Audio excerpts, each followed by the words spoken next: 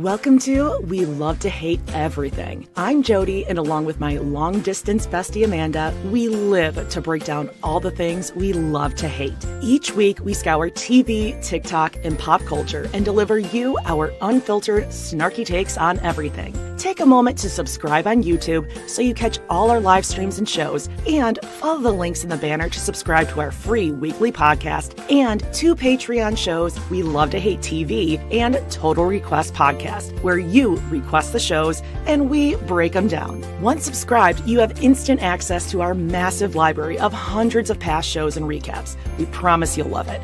And listen, we're all friends here, so let us hear from you in the comments. We love getting to know you, and we hope you enjoy the show. All right, let's go.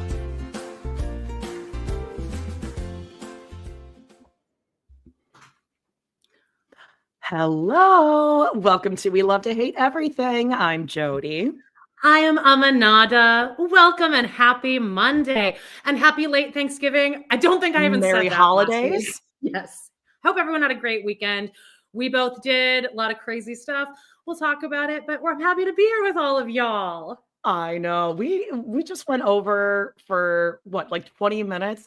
Huge show. Lots of hot topics, lots of updates, lots of Browntown. Just things to snark on, let's be honest. And of course, we'll be recapping and watching along with this episode. Thank you, all of you who are joining us. First things first, right? Let's talk about what we're going to talk about today, talk about what's coming up on Patreon, all that good stuff. It's good this week. It's good. This is a fun week. This is a really fun week. But today in Hot Topics, we want to talk about that Jonbenet doc, more talk about Wicked, maybe some other podcasters who sometimes have a rhymes with moosey poop.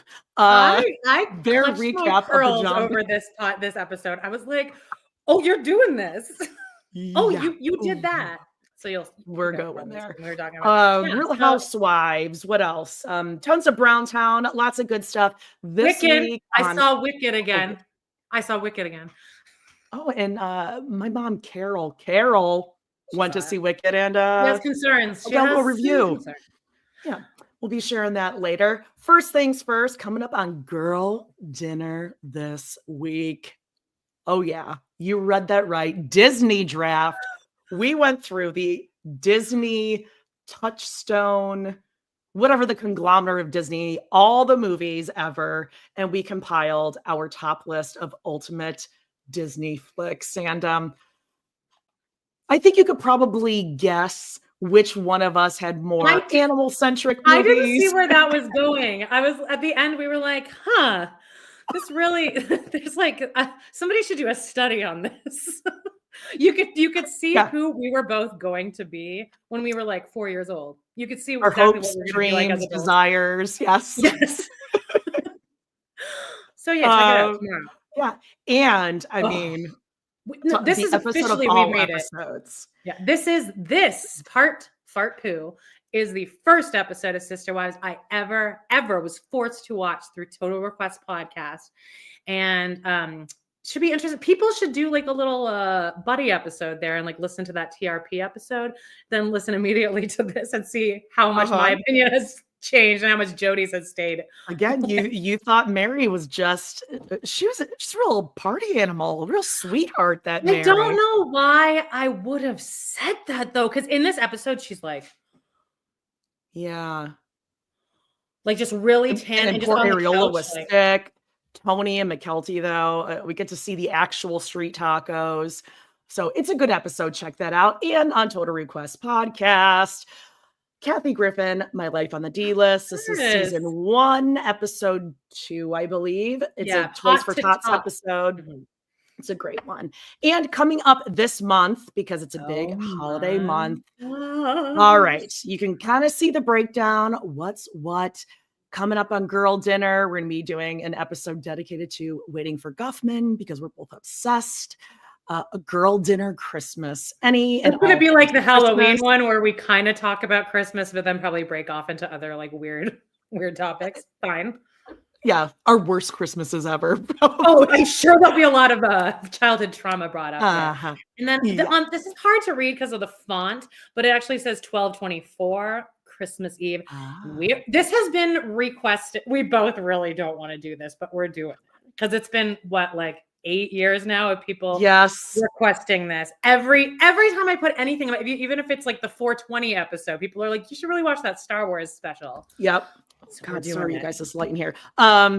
Star Wars Christmas special. It is on YouTube, and it is. I wish our video production quality stayed the same as the 70s, 80s, because everything is just a smooth Vaseline glass. Mm-hmm. Yeah. Coming up on Total Request Podcast, we have Murder, She Wrote episode, an episode of Small Wonder, Ooga Mooga, and BoJack Horseman. It's like Sabrina's Special Christmas or something. So it'll be fun. Check it out. Also, I swear this is the last thing that we're jumping into it. Check out our merch shops on Redbubble and Teespring. And Amanda, you brought this up before, that Redbubble is ending its sale soon. So if you're somehow apparently signed up for to be on every email, text message, mailing list, like physical mail from Redbubble, because I got like 4 different.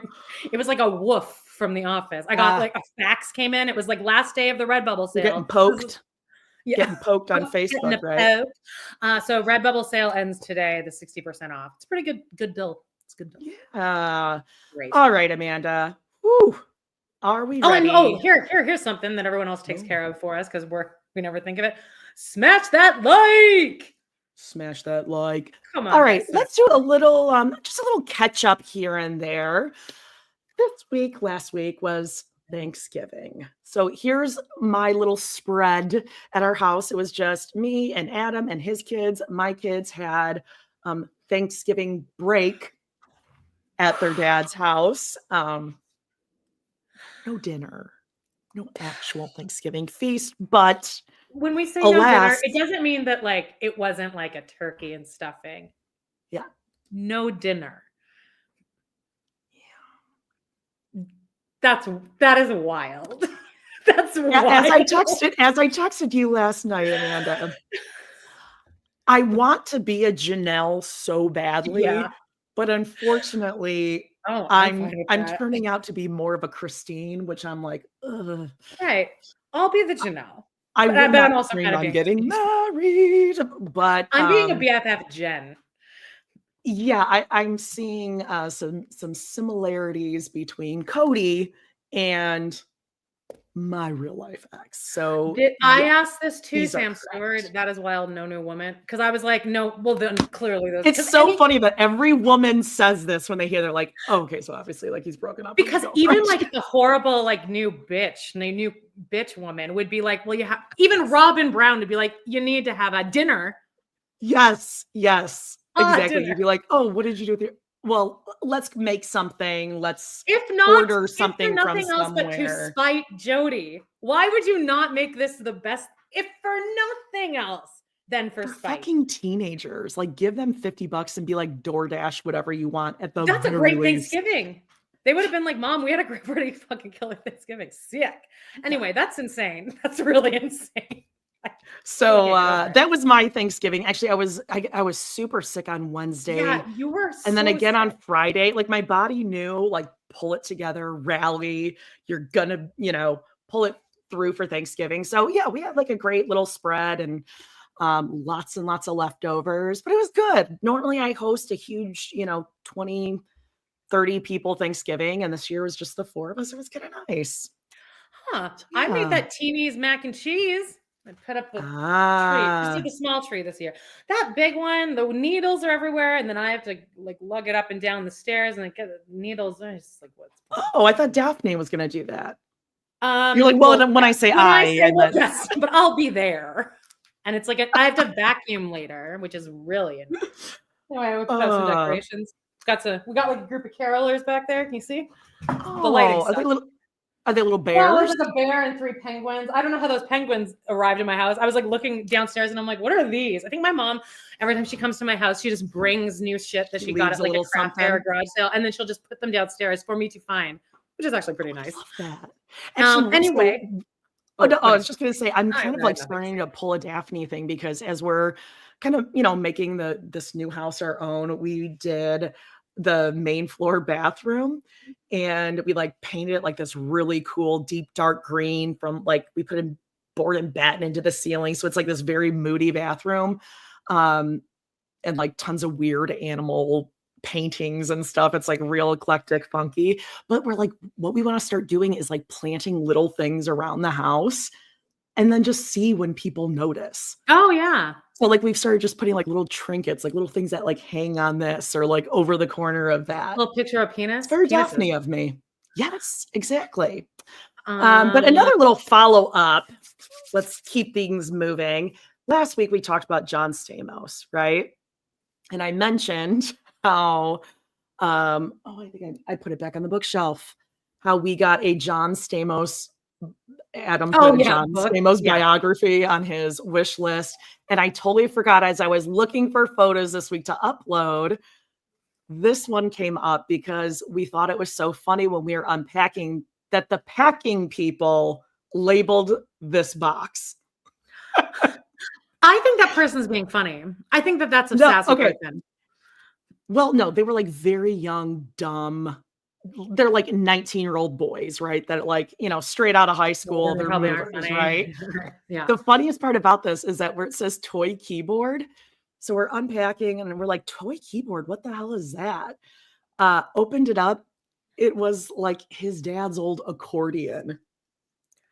I'm like, toy keyboard. These dumb teenagers. Blew my mind a little bit. Right? Is that like offensive as a musician? No, it actually seems like an accordion is? No, I can tell you exactly what happened. He it was probably stacked like this that you could only see the keyboard part of it. And he probably like looked in and there was just like the key. Oh, like he threw everything in and was like, well, I think maybe when because like the one side of the accordion is a little keyboard with keys. I debunked it for you. Thank you. You're the mover speaker. Also, a follow-up, and this is going to, it's going to smack right for those of you who are going to be listening to Girl Dinner this week, the ultimate Disney countdown. Look what I saw at an antique shop this last week. Is that $200? $20. $20. This is probably my VHS tape that I had. I talked about a story where I made a big mistake. Huge. We both never owned like real shelled Disney movies growing up. We never owned Oh no, when I was like 12, Beauty and the Beast I got. It was a shell case. But it was always like my dad had like a beta to VHS converter. So that's how we had all ours. I don't know how you had yours, but the one like your mom was going to buy you one, like, yeah, you got one. And Joey, we were at Venture and I was like, whoa, this says like special edition Disney. Like we didn't go to Disney World as a kid. We didn't even go to Blockbuster. We didn't go to the Disney store. And I'm not kidding. I wasn't allowed to walk in the Disney store because my mom's like, there's no point. You're not going to get anything. There's no point in us walking in there. Yeah, you can look, but we're not buying anything. So I begged her for this thing. So I was like, oh my God, it's Fantasia. It's a special edition. And it's only going to happen like it's coming out of the Disney vault, Mom. And it's only going to happen once. And she bought it. I'd never seen it. And I remember watching it and just being so horrified and heartbroken and bored out of my goddamn skull. There is that Mickey part. There's the part with the brooms and shit. And the sorcerer. There's that. They put that right it on wasn't Beauty and the there. Beast, babe. I'll tell you that much. I was not living out my Disney fantasies like I thought I did. And now you found something on our Facebook Well, I didn't find page this, but a couple people posted this. I also want to say this. Somebody else tried to post this yesterday, and I had to decline the post just because somebody else, like Lauren, had already posted it. So if anyone ever tries to post something on Facebook and I decline you, like I promise it's because it's already been posted. I'm not going to decline something that I'm like, I don't like this. Just, because I've been holding space for that person because I felt bad. Anyway, She posted this. I don't know where this is. It looks like Target, maybe, but or Hallmark, I guess. They have an Oregon Trail ornament. What is this? It's like huge. Is it huge or is this just a depth perception thing? But it looks like big. It's probably we need packaging. The packaging. We do need these because, as those of you who are signed up for Patreon at the girl dinner level, we played Oregon Trail and pretty sure we either made it to the top 5 or... Well, we did. We have physical proof of it. Everyone's seen it. We typed our names right in there. We almost typed in Cody Brown, but then we changed it to Love to Hate Plot. We might just need to go back and play another round to see if we're still on the board. It's going to go so... It'll be like bowling where we had really good beginner's luck. And then the second time we try it, we're like not friends by the end. Yeah. I want to follow up really quickly the mac and cheese that I made, the Teeny's mac and cheese. No. Yes. I think it costs like $20 to make, but the cavatappi pasta, there was like a whole bin that they clearly added to my supermarket because they never carry that. It was good. It was good. It was kind of dry. It was a little dry, but I didn't put as much cheese in. But then the next day, heated up. Woo-hoo! That was good. You love your leftovers. Oh, but I heated it up so it was like boiling within an inch of its life. I like put it in for 10 minutes. Yeah. Damn. And also, but I want to say something about Teeny's mac and cheese. It's not fucking all these TikToks that are like, I fucked it up, Teeny. Look what happened. I made your mac and cheese and now it's red. And like, I just followed along with what she was doing and it came out like exactly like hers. It's like not hard, super. If I can do it, and I was pretty stoned when I was making this, and it was gorgeous. So if anyone's scared to try it, check it out. It's very good. And may I recommend the Barilla protein pasta is delicious. It's a little bit more expensive, but it's delicious if you want to get more protein. It's not like weird, whatever. It's just very surprising. No, that thought never crosses my mind. Just a couple of comments saying about Oregon Trail, the way Amanda hunted. You really, I mean, animal lover over here. But if I'm hungry, then I forget everything else. I didn't know it had you. And Jay Schwa says, Jacob checked and we're not on the board. We're off the board. Liars. Well, we have proof. We could really like go after them if we wanted. We have a whole class action lawsuit. I left it. Huh? I know a class action lawsuit. I know a lawyer. We can do this. Do that. And then all of our listeners can like jump in on it. We can all make like 5 cents. Yes. Oh, Meg, good. Thank you for backing me up on the protein pasta. What are you talking about? This sounds so Barilla, even though I watched the whole thing about Barilla and I like don't like supporting them, but I mean like whatever, we have to live. They make a protein pasta that like it really does taste like any other noodle and pasta, and it's delicious. And it's like way better for you. It looks expensive. I'll get my 99 cents no name brand, President's Choice. It's on sale at Pick and Save for $2.85 right now. Just saying. Anyway. Fun. Okay, another little update. There's going to be another one in Browntown, but did anyone else see this last week on Connections? Look at this. In a row. Was this correct? No, it had nothing to do with it, but it says host Bo Win Yang. It had nothing to do with. There was no SNL. There was no him. Does he know about this? Came up. I haven't talked to Bo and Yang yet. He hasn't texted me back. I don't know. No, our podcasts are right at about the same level of fame. I'm sure we can get a hold of them. We all have each other's numbers. Yeah. Yeah, I just thought this was crazy. And it came up in that order. I was like, screenshot. He's in the Wicked movie. Maybe one of my least favorite parts. We're going to be talking about Wicked in a little bit. But first, I'm dying for you to talk about these photos. I'm talking about Walter. It's not that great. Okay. Well, my mom was in a craft fair right across the street from me this weekend. And she had the best table. She was a little upset because you walk in, but then you have to like go upstairs, and that's where like all the tables were. But she was like, she kind of greeted everyone as you walk in. But I was like, Mom, this is a better spot because you greet them with your amazing table. They go upstairs, they walk around, they're like, this isn't that great. And then they walk out. They're like, ambassador. They have to pass you twice. She made $270 though. Canadian. Canadian, which is like Wow. $1 in the US. Okay.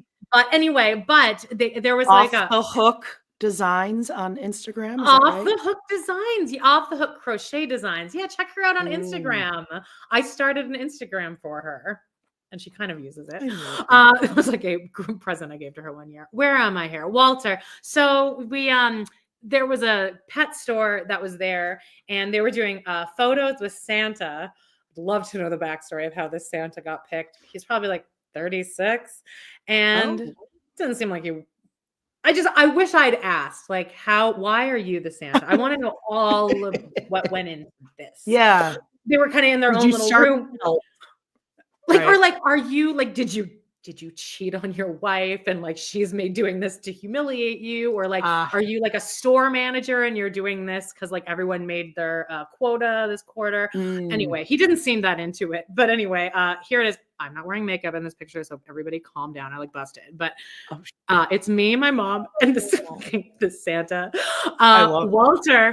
We were about a split second away from a lawsuit because Walter walks in. He's saying hello to everyone. This kid who's like, I guess working. I left another story on this too. He had a little pup cup, and Walter like went over and ate this pup cup.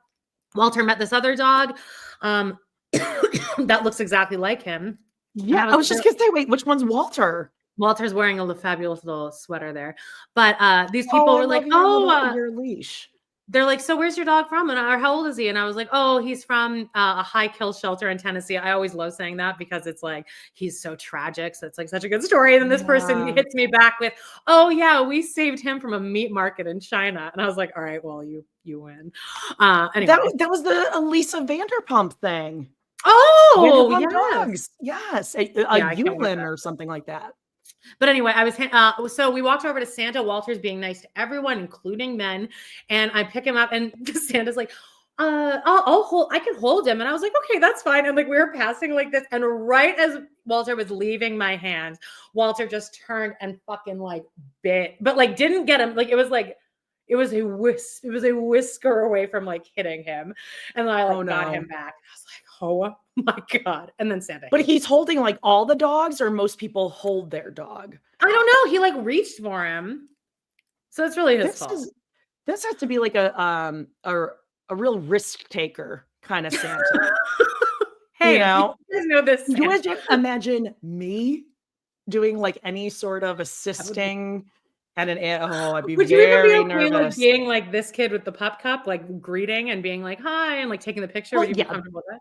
If dogs are coming? But like people just handing them over to me because I don't trust other people. Like, your dog may be nervous, maybe they don't like. Sure.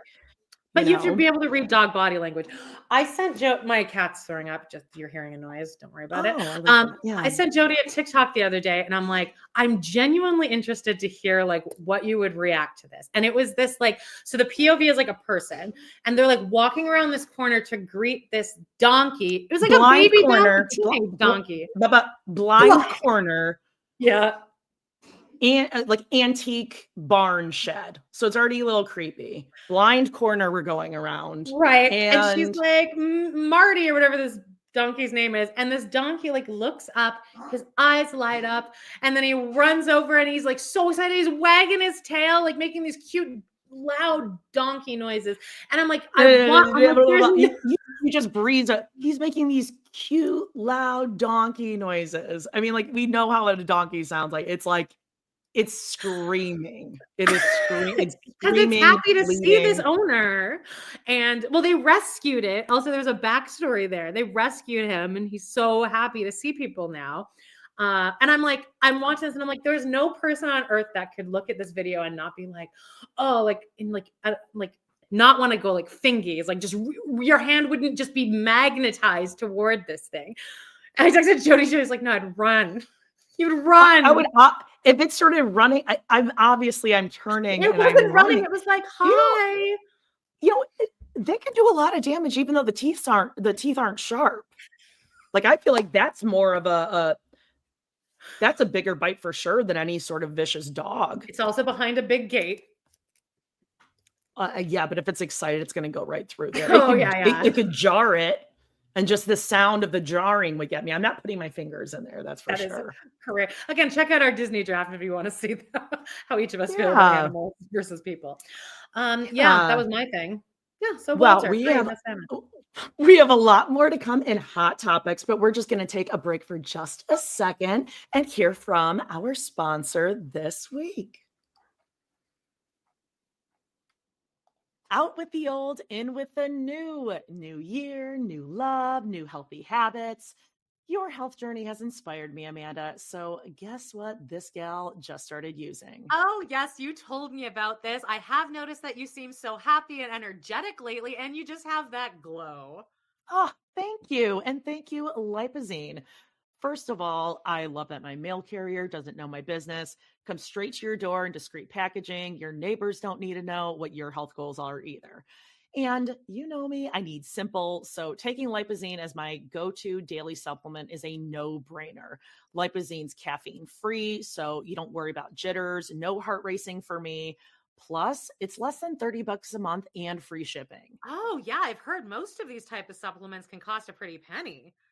For sure. I won't even tell you how much we've spent buying different supplements at our local store and even online discount retailers. Oh, that sounds great. How does Lipozene work?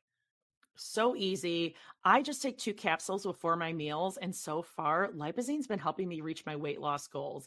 It's packed with fiber and essential ingredients that help me stay satiated between meals and workouts. You should honestly try it. Well, do you have to take it at certain times, though? Because, you know, my schedule is kind of all over the place now that I'm fostering all these little fur babies. Oh, definitely. Lipozene is for any and all schedules and lifestyles, super easy to use and flexible timing. All right, I'm sold. Where can I get it? You're going to go straight to lipozene.com, promo code we love, one word. That's it. Again, for trial offer, go to lipozene.com, promo code we love. Check the show notes for an easy link. That's lipozene.com, promo code we love.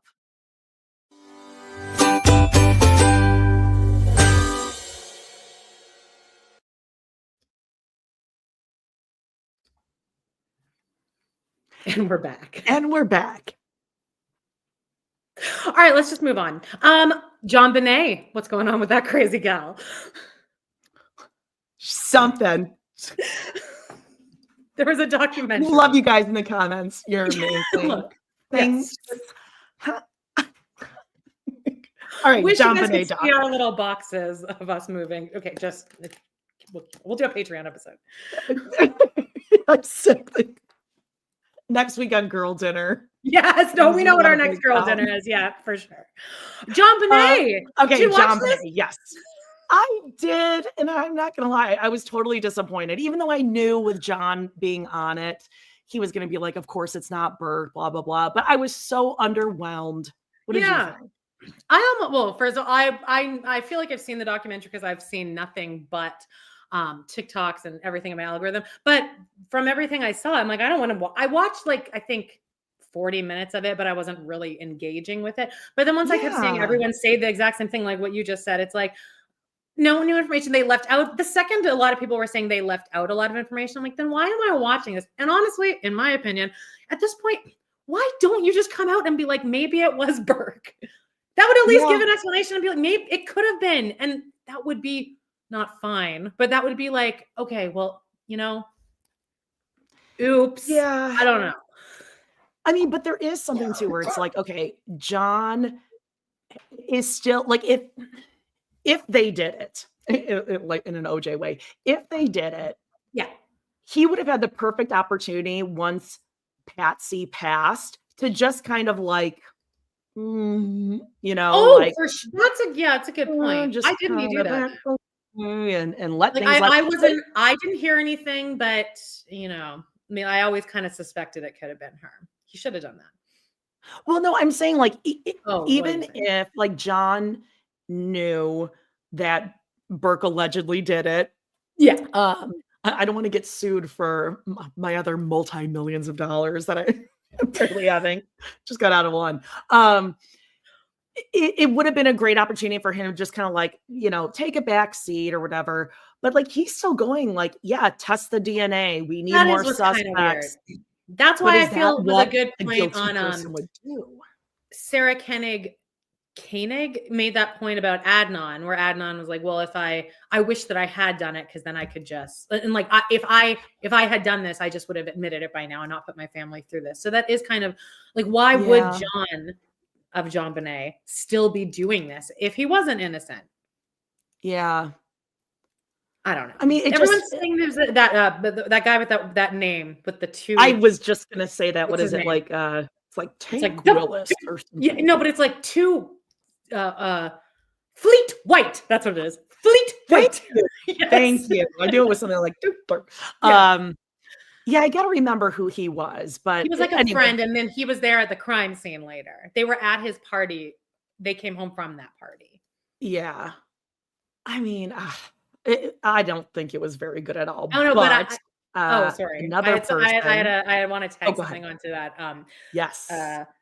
Jim Clemente, the guy that is in the CBS one that the documentary that is Bible for us. We will not be swayed from that one. They prove it, in my opinion, on that documentary. Yep. I saw him doing an interview on TikTok about this new documentary, and he's like, yes. I'm not saying it. You saw that too. He's such a sassy bitch, and I love it. He's like, I'm not allowed to say it. Oh, well, what do I know? Just being very cunty about it, and I loved it. Yep.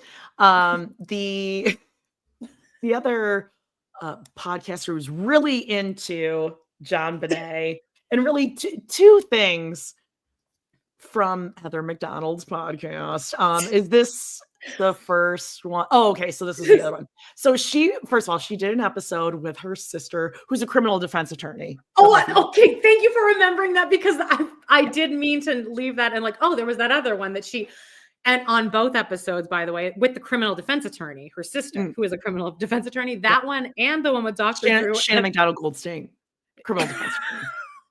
On both of those episodes, she managed a way to work in the earrings. Her fucking earrings and her Jeff Lewis shit. But she couldn't even remember basic facts about the story. Yeah. Well, same with Janelle. Yeah, I just people who are truly invested, even though we couldn't remember Fleet's name. Yeah, but we're not that obsessed with Jonbenet. It's no Diane. Yeah. Oh, it was just awful. Oh, Aunt Diane. But Heather also did an episode this week, which apparently, so this came up on my Reddit feed. There's I was incredulous when I realized, because I didn't know who this person was. And I saw that Dr. Drew was on, and then I saw that she had it under paywall, but then she clearly made a decision somewhere in the week there, like, you know what, I'm going to make this public. And then I'm like, I can't wait to hear Dr. Drew be your favorite. But I think Jonbenet might have done it herself. Yeah, it's always the best never the take man. on it. Yeah, I think Chelsea should get back together with Adam. But so I saw that, and I was kind of walking around. I was at the grocery, I was listening, and they're talking about this guy. What's his name? Gage something. Didn't know who it was. Okay, Gage so Edwards. they're talking pretty openly, and Dr. Drew 100 times was like, "Well, just so everyone remembers, I don't know anything here, but it sounds like your ex is a classic narcissist." So I remember exactly where I was at the grocery store, where it clicked of who they were talking about. And I was like, this is pretty ballsy. I don't know. I'm kind of impressed with it, of how messy it is and how much of a punch up this is, where it's Jeff Lewis. They're talking about Jeff Lewis. The fact that he could decimate her even more now. So I was like, it's ballsy. I will give her that. Yeah, I just think it's so stupid. This is all over some earring thing, and she's not in the cool group anymore, basically. Her beef with Jeff. Yes. Right. So this was Heather, Dr. Drew, Gage, just really just ripping into Jeff Lewis, how he's without saying his name. I didn't even finish listening to it because it was just so ridiculous. And it is awful. All three of them. And Jeff Lewis is obviously a narcissistic asshole as well. For sure. Yeah. But there's something weird. And I do think that Heather was like on the verge of some major cancellation because I mean, she's been tiptoeing the around problematic stuff. I don't know how she gets away with some of the stuff that she's said and done. I'm eager to see I don't because know. she dropped that last week and then the holidays happened. So I'm eager to see if like there's a retaliation. Because there could be, but he could also just ignore it because she is so like not even on his level. Well, people are saying that like Fortune isn't going on anymore, and Fortune goes on Jeff Lewis Live, and Sarah Colonna doesn't go on anymore, but she's now on Jeff Lewis Live, and so it's like Chris Frangiola is the last one. That's nice. I love Chris Frangiola. Yeah, he seems loyal. But anyway, kind of crazy to just have your enemy's ex-boyfriend on to talk for an hour about what a narcissist he is and what a bad parenting situation it is and how badly he treated you on TV and having Dr. Drew there to diagnose this guy.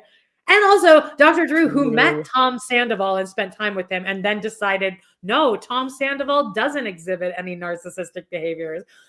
He's like, but I'm not his doctor, so I'm not.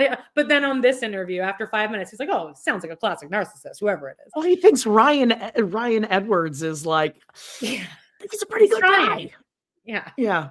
Macy, have you ever thought about divorcing Taylor and just give Ryan an extra shot? By the way, I'm sure that actually has crossed Macy's mind 100 times to divorce Taylor. She seems to hate him. All right, what else? What are you watching? I hope so.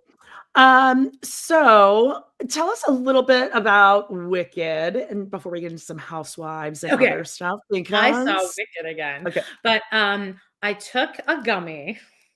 It set in pretty hard. Now, look, the first time I went to this, it was me, Justine, 2 other people in our theater, and like no one even in the theater. It was just us. We were totally safe. And we could kind of spread out, and then the seats went back. There was a lot of room. This was a totally different experience. I was expecting it to be exactly like that. And we got there and the gummy set in while we're standing at the ticket booth, like the little like self thing. And I was like you on 420. I was like, oh no, it hit you and you can't even communicate. You're like, and I was really trying to hold it together. And then like I'm looking around and like those start telling yourself, you're like, okay, I just need to like, if I breathe in more oxygen, it's going to start losing its effect.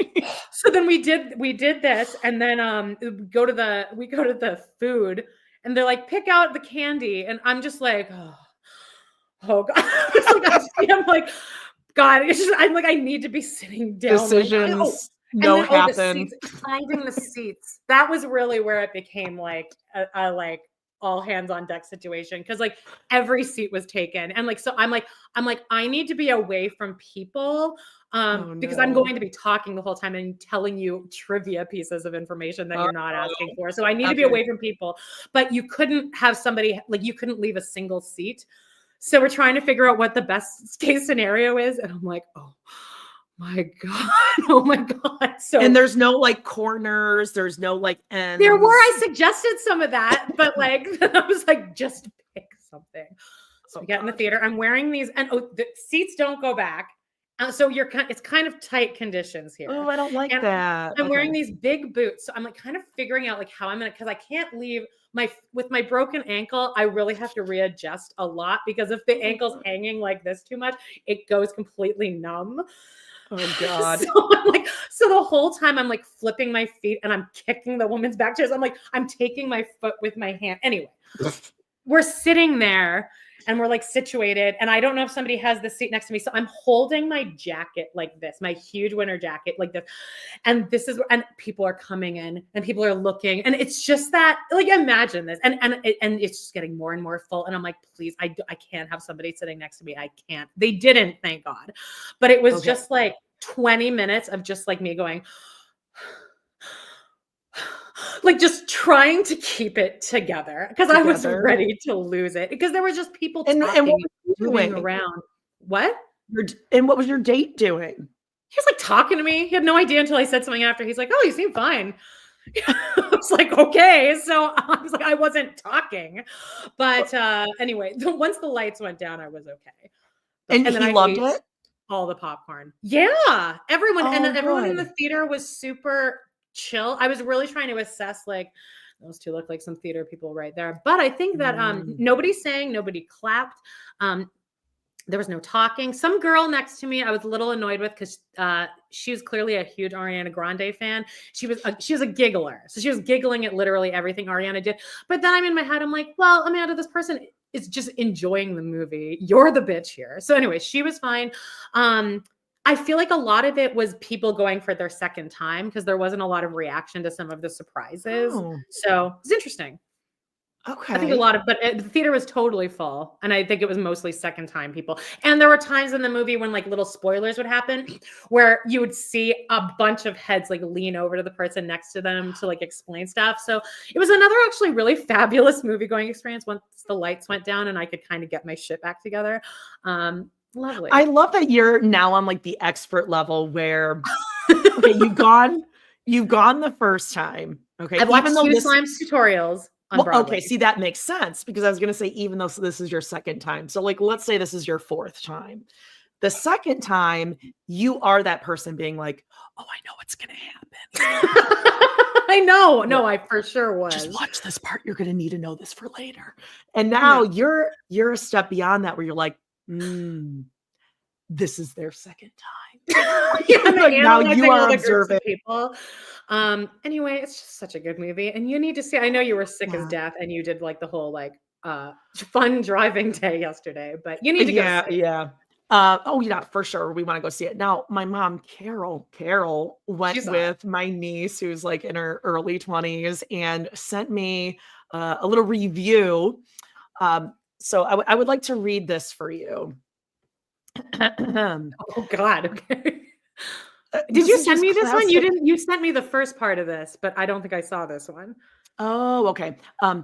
So she's talking about how the movie was a little long and how they went and she thought it was like 10:30 at night, but it was only 8:15.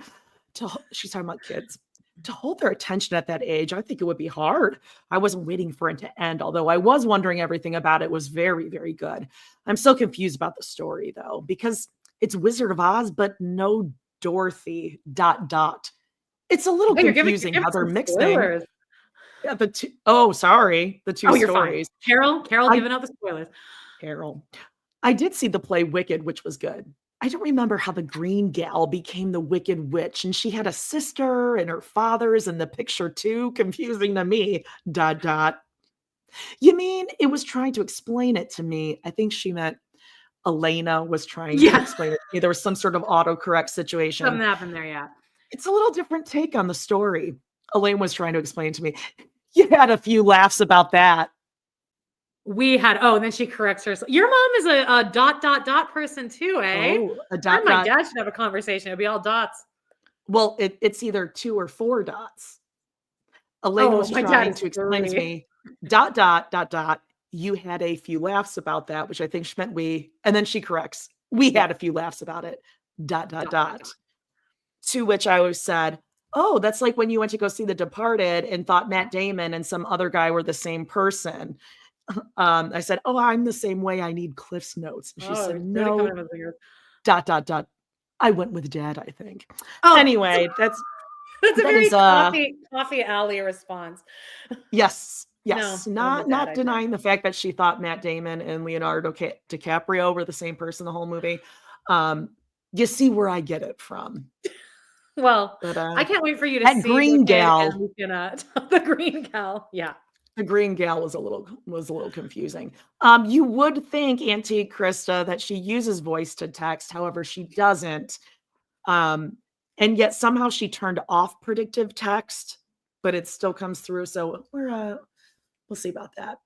The other Carol's day, movie corner for you. Did RuPaul's Drag Race as world's draggiest guy. What? I was like, do you mean what? How do we even get it? Oh, he calls Latrice Clarice and like, well, she's named after Latrice Royale. And he's like, oh, does she host that show? World's draggiest guy. I'm like, do you mean RuPaul, who looks nothing like Latrice Royale? How dare you? And it's RuPaul's Drag Race. World's draggiest guy. Oh my God. I'm like, do I mention the fact that I had a podcast and then I didn't? Okay. Real Housewives. Real Housewives. Oh, just really quick. Oh God, this is my Portwood. favorite thing that happened this weekend. Oh my God. All right, go ahead. This is Take it all away. Jody. Okay, I somehow caught an Amber live on Instagram, TikTok. I don't even know what it was, but it wasn't Amber Portwood. She's got some new username. And she was talking to some other chick, and she was just peak Amber Portwood in the I am in recovery. Is that what she was saying? There's no way she was saying that because she was clearly not in recovery, babe. She was so high in that video. No, she was talking about how everything is different now, Amanda, and everyone expects her to be like how she was a decade ago or like half a decade ago. But like, that's just people like will see through it that, they edit things and, it's just not who I am. I don't even scream. So, but I just wear these glasses. I just wear these glasses because they're really big and they make my face look small. She actually said that. She also, the girl that she was talking to, I need to like Windex my thing. She said that the girl was like, oh yeah, I'm like 40, 41. And Amber was like, she said 33. Oh, and then she's like, oh, actually, I just turned 34 last month. Right. Amber's like, did you really? Oh my God, that is hilarious. That just happened. Oh my God, that just happened. So, of course, before she signed off, I needed to ask her if she still goes to Purdue. And then Amanda made fun of my emojis. Well, no. Okay. The funniest part of this, because you sent a video, a screen recording to me and Justine. So we could like see what you were doing in real time. So it's you writing, do you still go to Purdue? And then I see you click the emojis and I was like fascinated. I'm like, what emoji is she going to put here? And then you put the praying hands, which is so funny. And then I was looking through your text and I'm like, you got some. Oh yeah. Cause I was looking for prayer hands to put. Yes. Yeah. So like you look at everyone's like most used emojis. I'm like, what is she talking about over there? Some nefarious things on there. Anyway, she didn't respond to you though, unfortunately. No, she didn't. She must be maybe she already graduated from for sure. Must be that. She's a mentor there now. Right. Okay, moving on. Real Housewives of Beverly Hills. This is such a good freaking season. Thank God, especially because New York freaking sucks. I stopped watching New York altogether, which is really disappointing because that's one of, the OG franchises, but that one sucks. I'm not watching Potomac anymore. It's just really sad. So I'm thrilled that the season is back and it's so good. And I hate Dorit so much that like I do love to hate her. Really? I like Dorit. God. What? I love her accent. It's so like fat. Her accent like hits my ear really nicely. Cause it's so like not an accent that it's like my head kind of goes calm just trying to like interpret what she's going for with that voice. Okay. Oh, I can't stand her. And at this dinner, so she meets up with PK. They announce their separation and I mean, a lot of stuff stood out in this dinner, but number one being he says he admits that he's an alcoholic, that he's in recovery, and he's seated. He orders a non-alcoholic beer, which like is actually like controversial in the recovery community, I guess. But whatever, good, bad. What Dorit did, I think, was absolute shit. Where she came, she sat down and she ordered a cocktail that like she always, and she's like, oh, you don't mind PK if I order drink. Like, even if he said no, it's okay. Yeah, you don't have to have that drink. You don't do that. Well, unless she does. Maybe she does, and maybe all of them kind of have unhealthy relationships with alcohol. I don't know why they all don't just say that. When one of them gets accused of being an alcoholic, why don't they just clap back with, we all do. We all are.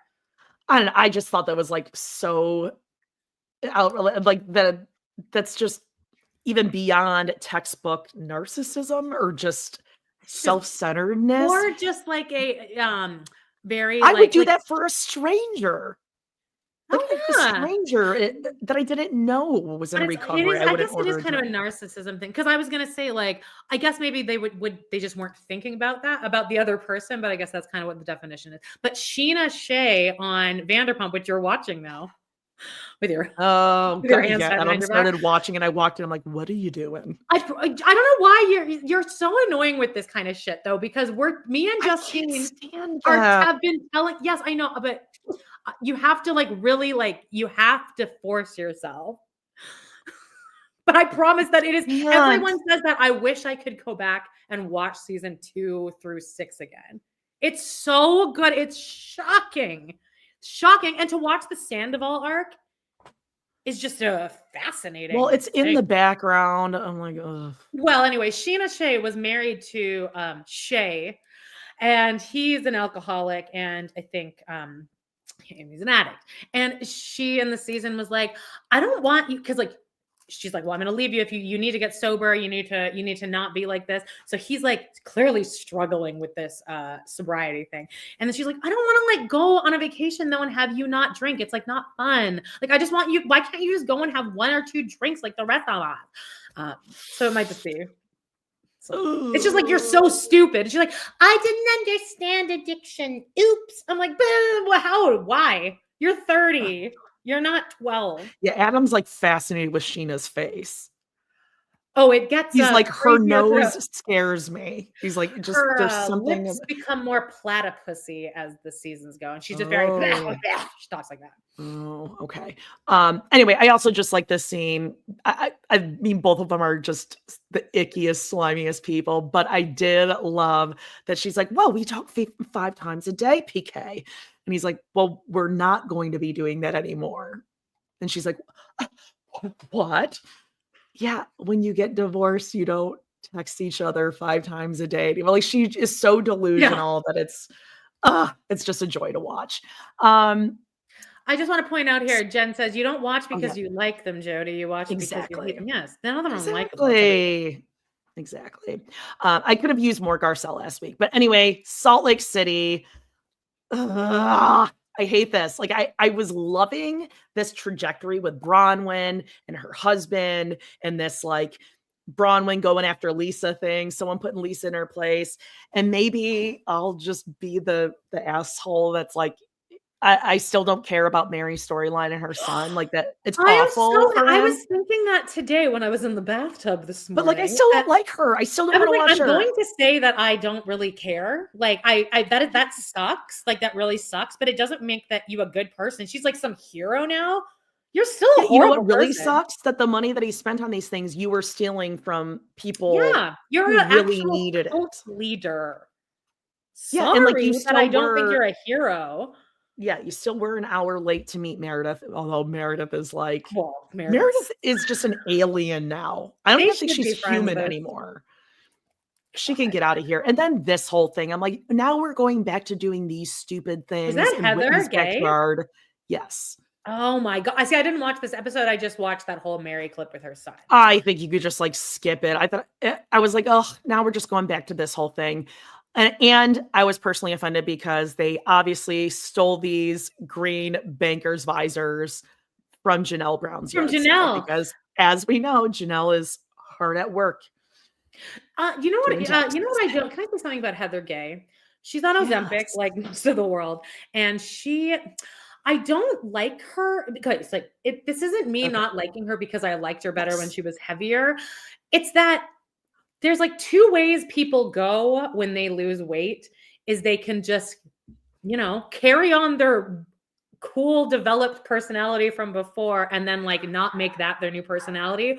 Or you can be Heather Gay, who's now just a bitch. Now she's just like a mean girl. Like it seems like she would have wanted to be when she was bigger. I just don't like this. Cause I'm like, now you're unlikable. And she drank her own Kool-Aid. She's going to say, people don't like me now because they like me better when I was fat. Well, we liked you better a year ago because you were. Yeah, I don't think that's not why I don't like her. I think you're unlikable now because now you feel hot. So you just feel like you can be an asshole to everyone. I don't know. I don't. She feels she's OG. You know, she's turning into like a Vicky Gunvalson or like a Siggy Flicker or something. But we Where liked Vicky Gunvalson, don't we? Doesn't the world like her? Because she's she's crazy. stuck with Shannon. Great TV. Yes, she's like a Ramona from New Oh, York. Like great. great Or TV. Luann. Yes, I but really love do we Luann. align values politically, anything like that? Absolutely not. Okay. So moving on from that. Oh, okay. Two little nifty gifties for you, Amanda. For me, oh, you said don't look For Amanda. So I did you, not for click on you. them. Yeah, I'll save that one for last, right before Browntown. But I found something for you while I was antique shopping. These would be rubber band guns, where you My take God. these guns or hatchets. You see the hatchets down there? All Yeah. sorts of trebuchet like rubber band launchers. And immediately I was like, well, this is my way of giving it to you without actually like buying it, shipping it, I and don't all want that. that. Do you know How is why? Oh, I was like yeah. immediately drawn to that. Go ahead. Why? No, you go. Because when I was in high school, I had a job One of my favorite stories. and Chinook Center and this pizza place that had just opened, and I got fired. Oh, well, anyway, I buried the lead. Yeah. So I was working one day and my fucking like guy friends came. This is always the kind of guy friends that I've kept too, just kind of like dicks. Like Brad is very much like this, just like kind of a shit stir. They came and they were just like fucking around in the food court and like trying to get my attention and like being annoying. And they're like making fun of my boss, like who was black, which did not like help this situation.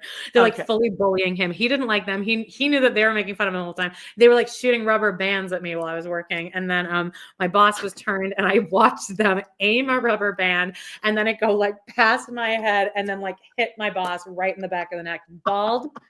And then I just hit him like, and then I got fired that day, but then he said it was because I was too slow. He told my dad that when my dad went to ask him later. He physically went in to ask him and he's like, she was just really slow. Yeah. He didn't want to admit you got off of work and you're like, I'm fired.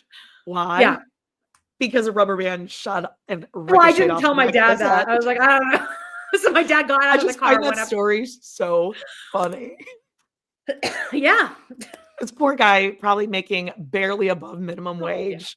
Yeah. At the mall with these 15-year-old girls he's trying to train and he gets whacked in the back of the head. He probably hurt like a bitch and then he had to like hold back tears. The distance for that to build up. Yeah, gain strength. Oh, God, on a bald head. Ouch. Now. Oh my God, I almost took a screenshot of this. This came across my Instagram somehow. Yes. And I rarely go on Instagram. This would be a photo of Howie. Howie's mom has him on her, it, they, her. them, her, under the Christmas tree with two vicious cats that I thought eat things like Howie. And it says, why do animals love being under trees so much? Smiling, sweaty face emoji. She's laughing hard. She's doing a merry laugh. Yeah. No, she's not like crying laughing. She's sweating laughing. Why? Because this is a nervous situation. Because there's a crustacean or whatever this is, amphibian, whatever, under a tree with cats who eat these things. Also, please take note. Look at the bottom of the screen. Explain to me what you see. Oh, Amanda. Howie's on a leash. You can't let Howie just run around. She has to be on a leash. Taut leash. It's not taut. But have you seen how she picks Howie up out of the cage? She like it's being pulled. Guys, in the comments, tongs and lifts Howie out like this. Like takes tongs and like grabs Howie's face, and that's how she lifts her in and out of the tank with tongs. Lifts the face? Yeah. Yeah. Howie's a good girl. But today she posted a bunch of pictures of apparently I assume that people were getting mad, probably from this picture. She's like, yeah. Did you see what she posted? Oh, no, today? I didn't. No. Oh, it was a bunch of pictures like, no, just so you know, Howie has never pinched an actual cat before. And then it was a series of pictures of Howie clearly attempting to pinch the cats, but then missing, and then her getting like a shot of like him not touching the cat, but close. Oh, or you mean, or getting yanked out Right. By the leash. Like, I just think this is so outrageous. I was appalled. That crab is still alive. Okay, well, that's insane. Anything else before we move into the town that is brown? Oh my gosh, no, we're ready. Here, let me hit that sweet beat. Brown Town. Everything's waiting for Pooh. I mean, first things first, we all saw it last week. Actually, last week, Monday, look at Dat Brown Town Wordle again. Wow. Brown. You believe it? Hey, At you first I was like, did really good here. You didn't get a single yellow. that's right. Good job. But the reason, so I was like, okay, well, it could be like frown. It could be grown. But I did brown, even though I was like, okay, it's probably not brown, but I'm going to do it. I'm going to do it for all of us. You know, like I'm going to get a brown town in there just in case. So pretty excited about that. Do you want to talk about this Coyote Pass division, or do you think we should wait? No, for you the have episode? to talk about it. I just saw a screenshot that from the Friar posted today, and I uploaded it, hoping that you would explain it to me, like I'm 5. But then you had a better picture of it. So okay, get into got it. All right, so maybe if you could keep an eye on comments, because I'm sure everyone else has like a better breakdown of this. So I grabbed this from Reddit. Like you said, you know, I'm sure you can see it all over the place. So someone did the, you know, the Lord's work and putting all these numbers together with the current acreage as it shows in this episode, right? So the breakdown would be, for those of you who are listening and not watching, there's about 14 and a half acres. Cody and Janelle's is at what? Totaling $157,000 as it's like a appraised value. Cody, Janelle, and Mary, that one divided between 3. Can I say something really quickly? Yeah. I think it's hilarious that you even attempted to be like, Amanda, do you want to go ahead and explain this? Like that was ever going to be an option, because even well, no, I don't know exactly like where all of this came. I mean, the appraisals, I'm sure, you know, is like a FOIA request or whatnot, but Cody and Robin, their one plot is 157,000. Their other lot that was with Christine is 270,000. So obviously they have a greater appraisal value. And in this episode, when Cody's like, oh, I don't think we need an appraisal. I guarantee they've had that appraised before. Like, it doesn't cost that much money to get an appraisal. And of course they knew, and we're trying to screw throw that up again. So Mary looks like weird how Janelle warned you that you were going to get fucked over the most here, because you did. Weird how you got warned about that and then still ran to Cody and Robin and tattled. Yeah. I mean, but the thing is here is like, if this is what it was appraised for, that doesn't mean that they would ever even get that.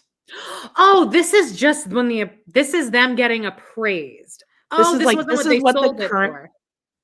Oh, I don't think so. Let us know in the comments. I just kind of looked at this really quickly this morning. I thought that that's what they each sold that land for, and it was sold. Well, they own it now, right? Or did they sell it? That's what I thought. I thought that they had sold it, and that's how much each of them walked away with. So they still haven't even walked away with any money yet. So we still don't even really know who's getting what amount of money. Right. Okay. So, yeah. So it's kind of just showing the breakdown if it was divided. So, for example, Janelle could potentially walk away with 165,000, which is 20% of that, you know, massive lot. Mary would only have 10%, 86,000. Robin and Cody combined, yeah, you're at 70% and you're well over over 600,000. I mean, it's disgusting. It's infuriating. And what I was hoping they get to, which of course they're not going to be able to talk about this, but I want to know in this episode when they're talking about like their checks, and Janelle was sending in her her cashier's check or wire transfer or whatever, how much were they each paying? Like, were they paying proportionate to that? Or, yeah, exactly. Bean's asking the same thing. Is that how much they put in? So I want to know what they each had to cut a check for there. I would love to know, but it does seem like, again, TLC took that survey and was like, these people want to know about money, so we're making them talk about money. I think that's also why Cody and Robin are so like extra like anxious in this season and paranoid. Let's get it paid off. Let's just do it. Let's do that scene with him, Mary, and Robin. God, do you remember how worked up I got last week about Mary and how she's a pick-me and how like I'm so like disgusted with her? This episode was somehow worse. It was somehow worse. But she didn't think she was. She thought she was doing something.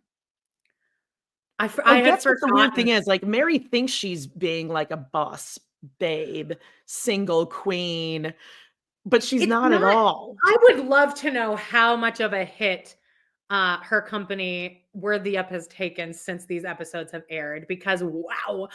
She did. I had forgotten that, because I watched this a while ago and I wasn't really paying attention. I had forgotten completely that Mary goes to Stonehenge and cries in this episode. Oh God.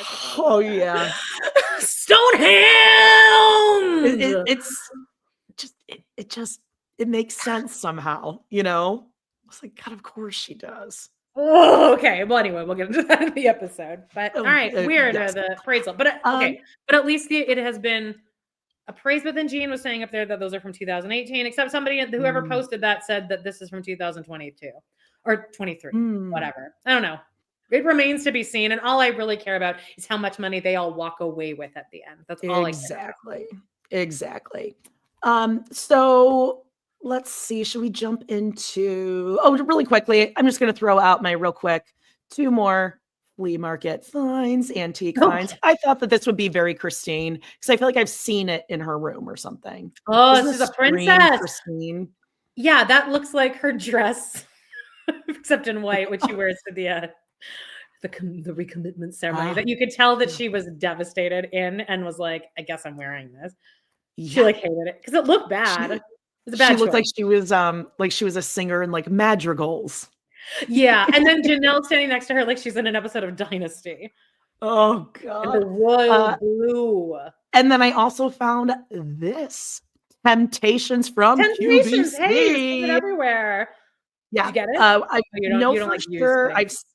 I've seen Christine, I believe, with this set. This could be a Robin set as well. So isn't it the same? Don't they have the same thing? Are those 2 sets different in some way? I'm sure QVC makes every different variety because they're constantly like Robin will keep buying them. That great. Is correct. Perfect. All right. Now, Mary. This is a real this isn't just Mary. This is just the screenshot I got. Yeah. But this, somebody posted this in our Facebook group too. By the way, guys, join our Facebook group. We Love to Hate TV, I think, on Facebook. I'll let you in. Just answer the questions. So I know you're not a bot. This got posted. I think TLC posted this maybe Wednesday or something. So it's been a while since I've watched this. So if everyone in the comments can help us out here and tell us what everyone said. But the one that I remember, it's who would you invite to Thanksgiving? Did she say Thomas Jefferson, maybe? Cody started with Thomas Jefferson. Cody did. No, my forefathers. Or something like that. Declaration of Independence. Didn't Thomas Jefferson have syphilis? No, but I don't. Or wait, yes, but I don't. My name is Gordon. Okay, who did Mary say, though? Robin said Jesus. That's the one I remember. I'm surprised she didn't. Oh, honestly, I'm surprised she didn't just say Cody and my kids, because her personality is Jesus and kids. Thank you for reminding us, Christopher Maloney, because that is so Mary. Of course, that is pretty racy for Mary. He gets naked a lot. I've seen his penis.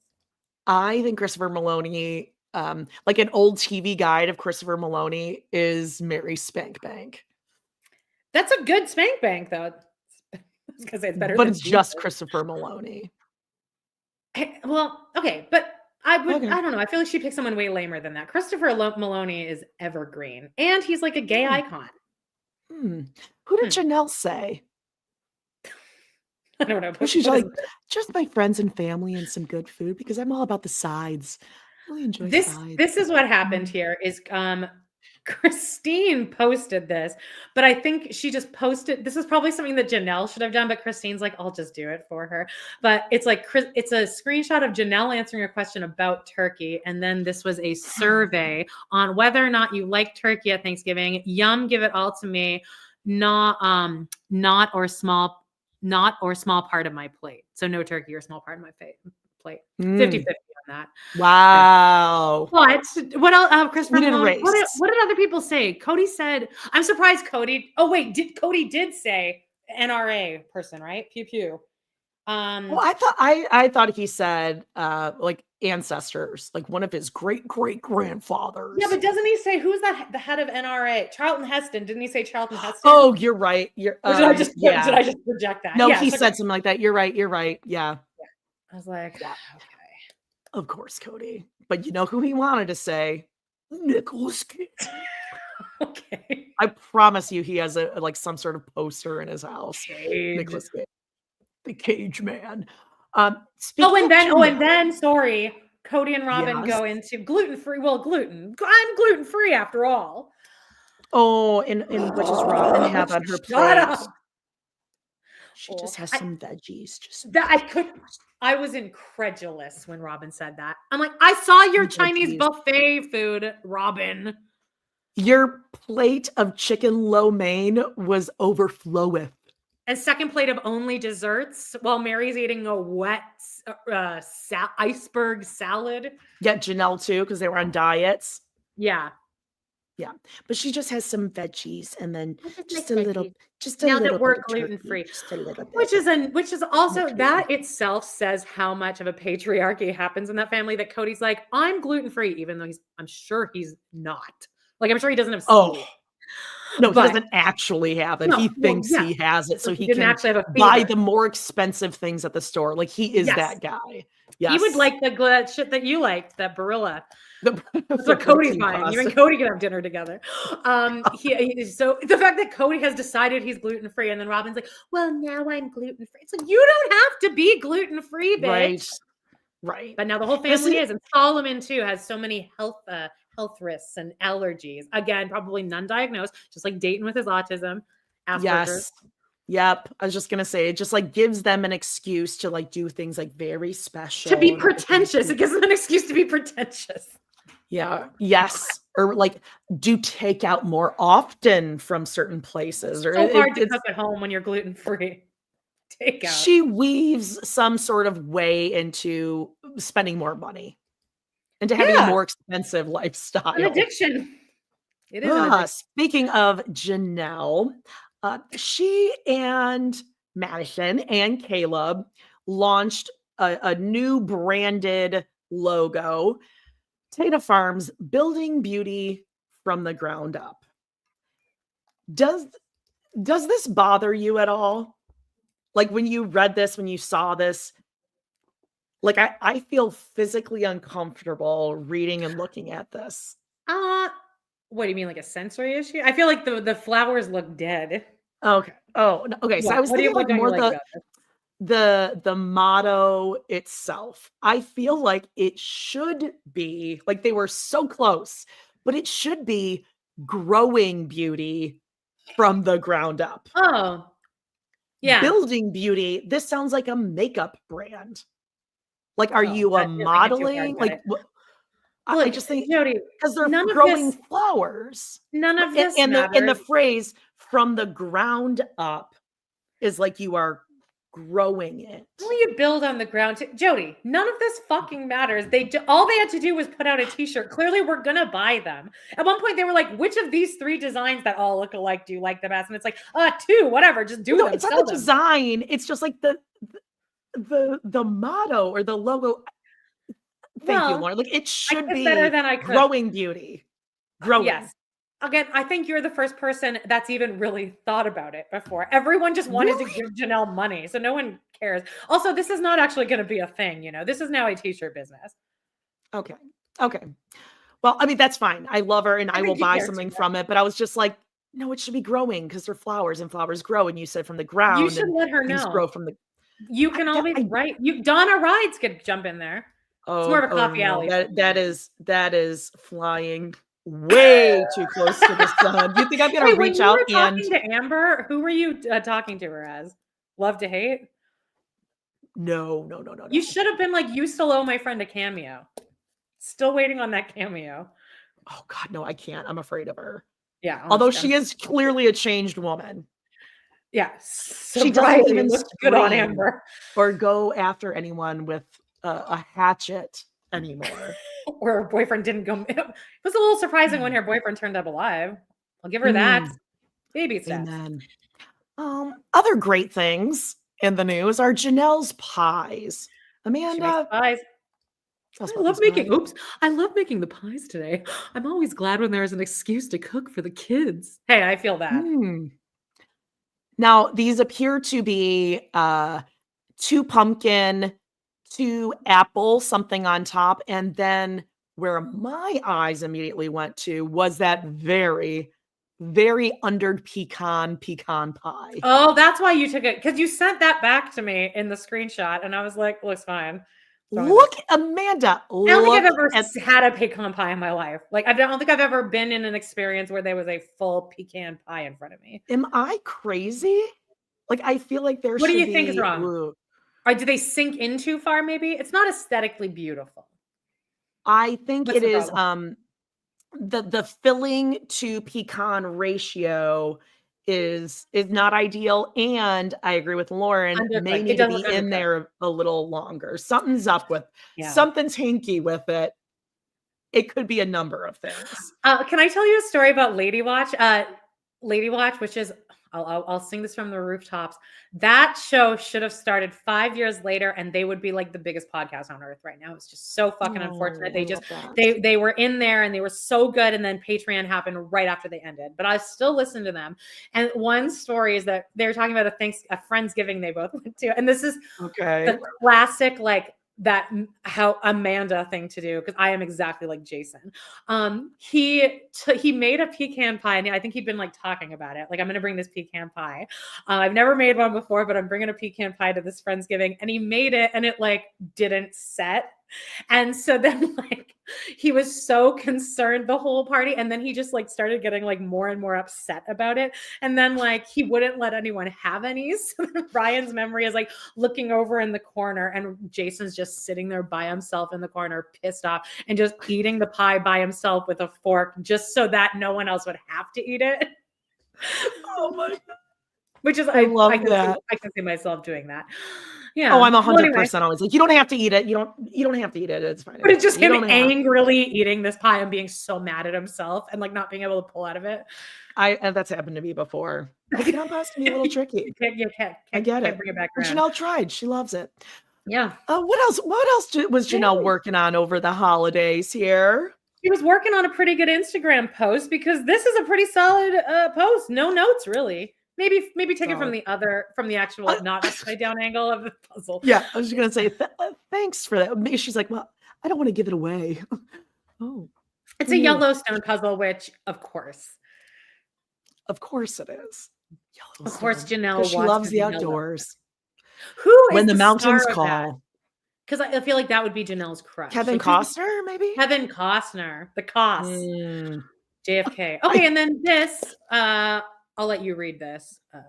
Okay, she did a post for Garrison for this holidays, which was very sweet. Oh gosh, yeah. So she's holding up a frame and it's a photo of Garrison with Axel and Evie, I think. And it says, "First of the big holidays without you, sweetheart. We all gathered in North Carolina to celebrate together and kept your photo close by. We laughed about your silly sense of humor and told so many stories honoring you. We ate, played games, and enjoyed each other's company. Everyone is returning home now, and normal life resumes tomorrow, but I feel you close by." Oh, God. What did Cody and Robin it got me.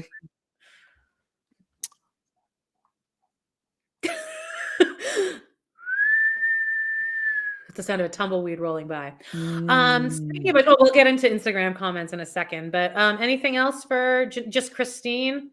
Oh, this is a placeholder, so I'd remember this. But yesterday, I think Christine got a little sidetracked, and didn't fulfill her responsibilities to her Instagram stories, because yesterday she posted something like, what's one of your favorite holiday traditions? Like one of those things where like clearly like she was going to post like, cause you know how she does that and she gets all these answers and then she posts like the grids of everyone. Yes. And I got in too late saying the Oregon Trail. So not again. I was like, I'm getting in on this. She had just posted it like 3 minutes ago. So I got in there and I was like, what is your favorite holiday tradition? And I wrote, whipping out my reindeer nose and antlers for the front of my car. Gotta keep it festive. And then she just didn't post it after that.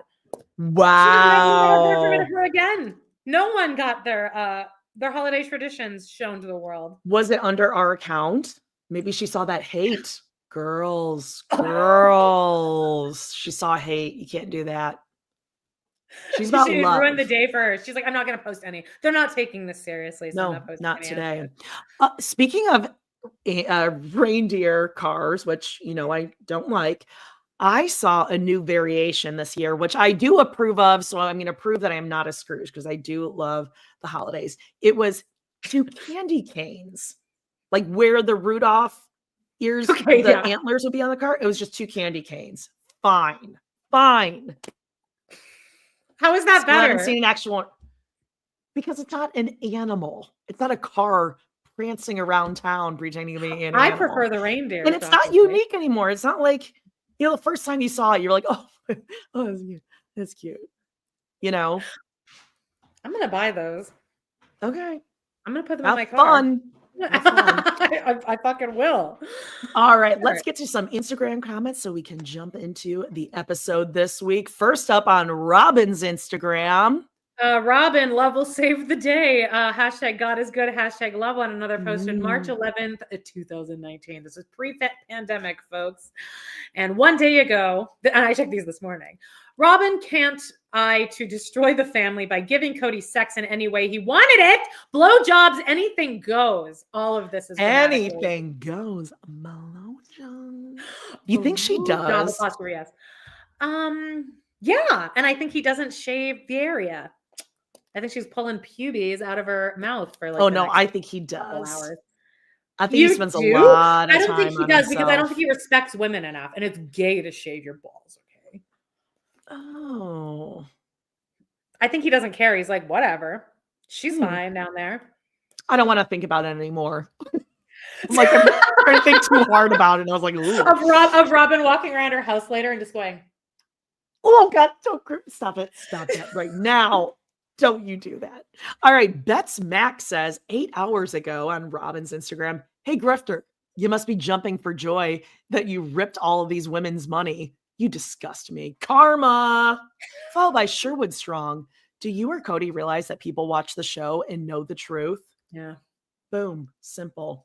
No question mark. No need for it. Just I don't know if she does know that. Do you know that? Do you know that?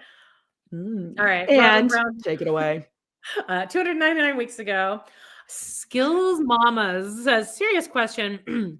Why would you two think you would be invited to this graduation gathering? You both have lied so much. You're both slow or something. Girls, stop living in the past. We all know you're this way for the money, but your lies are just outrageous at this point. Most people are going to stop watching the show because of it. Although that's not true. We're all locked in. We're all lifers. We're all lifers in this camp. Okay? No doubt about it. Oh, this one. Okay, so yeah, I have to explain this one first. But this person, Sherry432, posted like a little bit up because there was a discussion here. But like I'm seeing all these comments and people are so mean, Cody. I really have to believe that God is good and God will give you all good things. So then people were going back and forth, of course. And then Sherry wrote, somebody wrote like, why would you think that they suck, they're evil, nothing good should come to them? And she goes, from the little I've seen on the show, I know life has been so hard for a while now. Please don't pay attention to all the judgmental people in this world. May those without sin cast the first stone, even though Cody casts the first stone all the fucking time. I pray happiness over you and yours. And Cam Dean says, Sherry432, girl, shut up. I hope your man finds the next woman and ignore the fuck out of you so you understand how horrible this man is and what he has done to his ex-wives and children. I know you're slow in real life. Again, the grammar got a little out of control at the end there, but I get it. You were very passionate. Thank you for Cam Dean for speaking for the rest we all of us. feel that. And then this is another example of the exact same thing. I'll let you read this though. This is another little Miss Sad Face saying, like, Cody, everyone's so mean to you. So the top part is what Miss Sad Face is saying. Oh, okay. So she says, and I choose to forgive, and now I have a wonderful relationship with my mom. She's talking about like how her parents were narcissists too, but then she chose to forgive, and God is good. Oh my God. Okay. Unfortunately, my dad passed away and we made amends before he did. God, this is funny. She goes, God is food and I trust God to save this family. And then she corrects herself. God is good. Sorry, my phone autocorrect to food. # Thanksgiving vibes. And the chat went silent. It's like my mom, Carol. I just love the thing where you're making a statement. And you hit enter and you're like, point made. And then you're like, oh, damn it. I wrote God is food. I'm with Beaker Face. I love when that user said, girl, shut up, spelled SHADAP. It's be the title of this segment. That's so good. Right. And that's all for Browntown this week. All right. So oh my gosh. We are going to get into this episode. For those of you who are new to the show, you can listen along with us. We would love to share the visual with you, but we cannot. So we will give you timestamps as we listen. Let us hear you in the comments. And how are we on time? Or I feel like we're starting Browntown, or we're starting the recap a little earlier, right? Are we breezing through? It's anyone's guess, babe. Yeah. Before we get on, Jody's like, do you think we can keep it to under? We don't even know what to say. Yeah. How many hours? So this week's episode, season 19, episode 12, Put Your House in Order. As the deadline to pay off Coyote Pass looms, tensions rise over how the family will divide the property. Mary takes an empowering solo trip to England. Christine and Janelle host a graduation party for Savannah. Oh, and that party gets lit. I'm still just. Oh, it was really rough. I have so many questions. Whew. Okay. We're at 1 hour and 20 minutes, and let's get ready for some female power. WOMYN Mary. 3, 2, 1.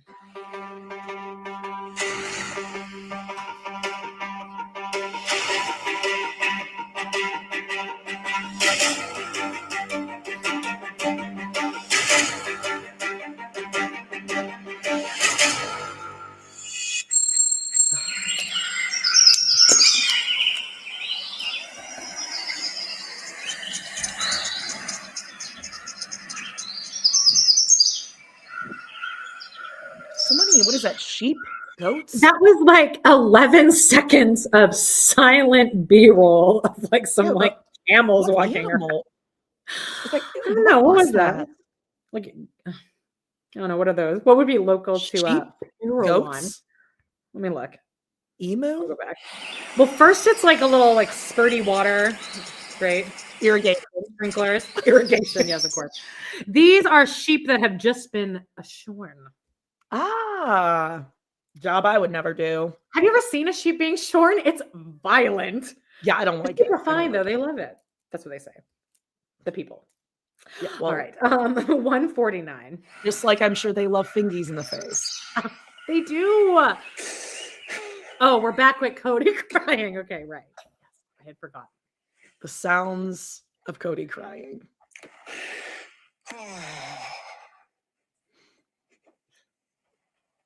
This is so uncomfortable. I really hate this. Thanks for being cool.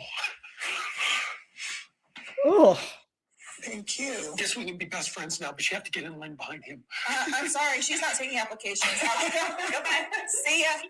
This moment with Mary is me moving. I wish that Mary had looked like worn a different shirt and pants. I wish that Mary like looked hotter in this scene. I hate the shirt she's wearing. Well, I don't think it ever gets like better though. Well, what about that motorcycle thing that she did last week with the leather? Oh, the motorcycle. The moto. Life. I wore that to bed last night. Oh, Erin, thank you for the super sticker. Erin wants to know. She says, love you, Jody and Amanda. F, marry, and kill Mary, Christine, or Janelle. Oh, okay. Well, I have to marry Janelle. Oh. Easy. Okay. Well, okay. Well, no. Well, Janelle is a perfect situation because we could see each other twice a month and be like, great. Yeah. Like we have the exact same ideals for a relationship. Christine is pretty annoying. She's really a lot, but she's a really good person, and Mary sucks. Mary was like awful. Okay, and well, I mean, if we're talking about F, Christine has to be better at it than Mary. She's definitely gotten better. I think she probably didn't know what she was doing with Dave because she didn't get to do it. Like she didn't really get to try anything out with Cody. So yeah, imagine the things that Christine did for the first time that David was like, "What is that? Like, what are you doing?" And she's like, yeah. Oh, like anal.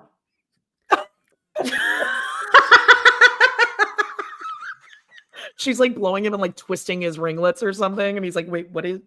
It's like, oh, that's not what you're supposed to do. I think Mary would be okay. Well, Mary, okay, Christine's annoying, but also like I feel like once she kind of settles down, she'll be okay. Yeah, I'll kill Mary because Mary. Okay. Well, if Christine's going to be annoying after last week with Mary and the laughing, that exceeded any level of annoying that Christine was. And with Christine, I'm at least like happy for her as she's being annoying. With Mary, I'm like, ew. Well, okay, you, me, Janelle, sister wives, done. Oh, that would be great. Boom.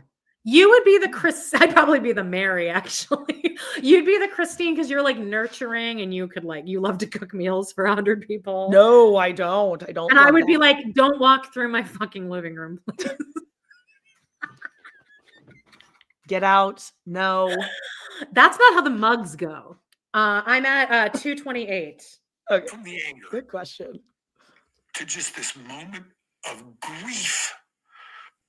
And just trying to be safe in it, sit in it, own it, feel it, and begin healing. Nice if you take the emotional X-lax. Ew. It's a fucking weird thing to say. It's more like permission to move on. We have divorced. You moved on the second you signed those divorce papers. Yeah, this is the most bizarre thing. Like he's been holding this torch for her. God, Nathan, God. I didn't know if he just wanted to take in this photo for a second, saying goodbye. I'll just let you. Nathan really looks like the head elf in Rudolph the Red-Nosed Reindeer, huh? He really does. Kirby wants to be a dentist. You said that? Did you know that? Or did I just think of that and we've never mentioned that? Because it seems crazy for us not to have said that before. I think people have said that, or he's like the mayor elf. Burger Meister Burger or something like that. Yeah, he is definitely like a little.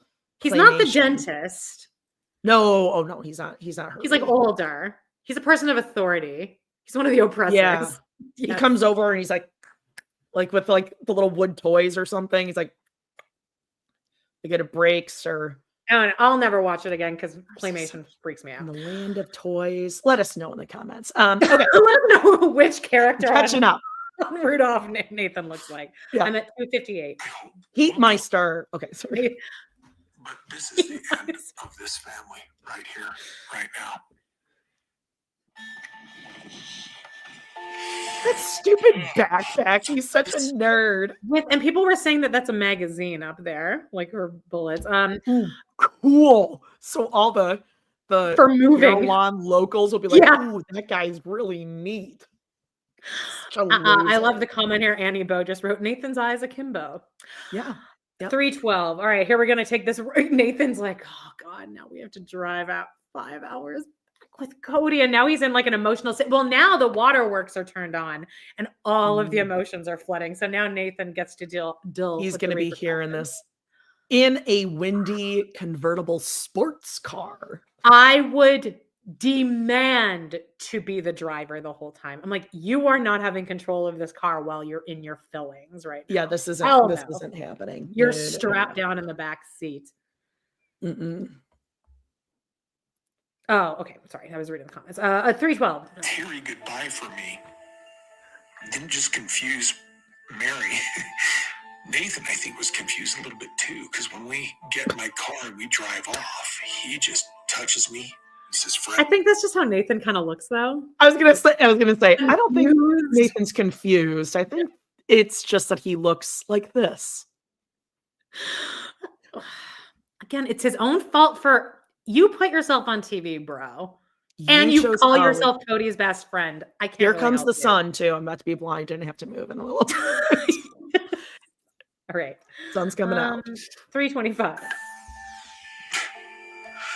You know that I'm not one to push, but are you sure? I was like, brother, I don't believe this conversation happened. if you don't understand now, I don't know how I'm going to be able to make you understand. Lauren Smith just wrote, "You want Nathan navigating?" Okay. All right. All right. I mean, Amanda, you and I have said this for years. Like, you guys are the funniest people anywhere, everywhere. I'll go back and I'll put Ugh. so you can't see us, but I'll just read the comments as we are talking, which is awful You enough. guys are But so funny. honestly, I always go back and read because everyone is so funny. All right, 344. We're driving. We're driving. Whether we're doing the right thing, I know that Mary and I We're can't. gonna peel out a pair one. And I'm not questioning, you know. our Eat experience my because it's dust, great pair memory. one. It's just the end. We're gonna go save the Declaration of Independence. All right, so here's Jen and Mary now. That was really weird. I don't understand these emotions. God, Jen is being too nice here because I'd be like, they weren't real. It's done. This, whatever you're feeling, it's over. Let's move. Like, Let's move even shit if in. there were cameras filming us, right? Like, if this was you and I would be like, what the fuck was that? Oh, that was yeah. crazy, right? I would be like, And I think I would have been, but again, the cameras are here, so you know you're making a TV show. But if this wasn't a TV show and like Dave, I was there and Dave was doing this to you, I would have been like, time to go. I wouldn't just stand there and be like, oh, I'll be polite. I'd be like, what is this?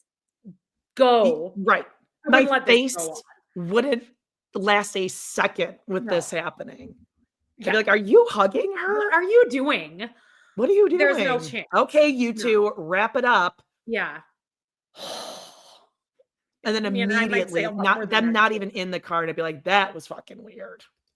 Well, that's Oh, the yeah, first well, and last time he's ever gonna have to be I'd here. want to slap Mary across the face, but then I would immediately want to move into like the snarking and like shit talk about it and like just like the jokes. Oh, the jokes we could make. Yes. Like, Yeah. was he hard? Like, maybe he had a boner there. Me and I bet Justine you he did. we always say to each other when we're out, like different situations that would make us drunk, like 9/11, being in Gander and 9/11. I'm like, I drink. I feel like maybe here I'd be like, I'll share this. Like, we need to crack open some champagne right now. Just being in the room with Cody during this, I might have a couple drinks after that. Oh, Mary and Jen. Champagne. That's hard liquor as far as they're concerned. Man. All right, they're Okay. hugging. 410. Yes, the best friend I'm so debrief. confused. Part of me was like, oh, what have I done? Maybe I did that. Well, you didn't do it. You didn't do anything. Yeah. It doesn't make any He chased you to Parowan. He drove with you to make sure that you're there. Yeah, what is she like? You would have had no choice if anyone like. What have I done? She says. And then Nathan, you sure you don't want to change your mind? Like, yeah, we haven't fucked in like in this new 9 century. years at least that we know of. That is Insane. crazy. All right. 425. sense to me. That was unexpected.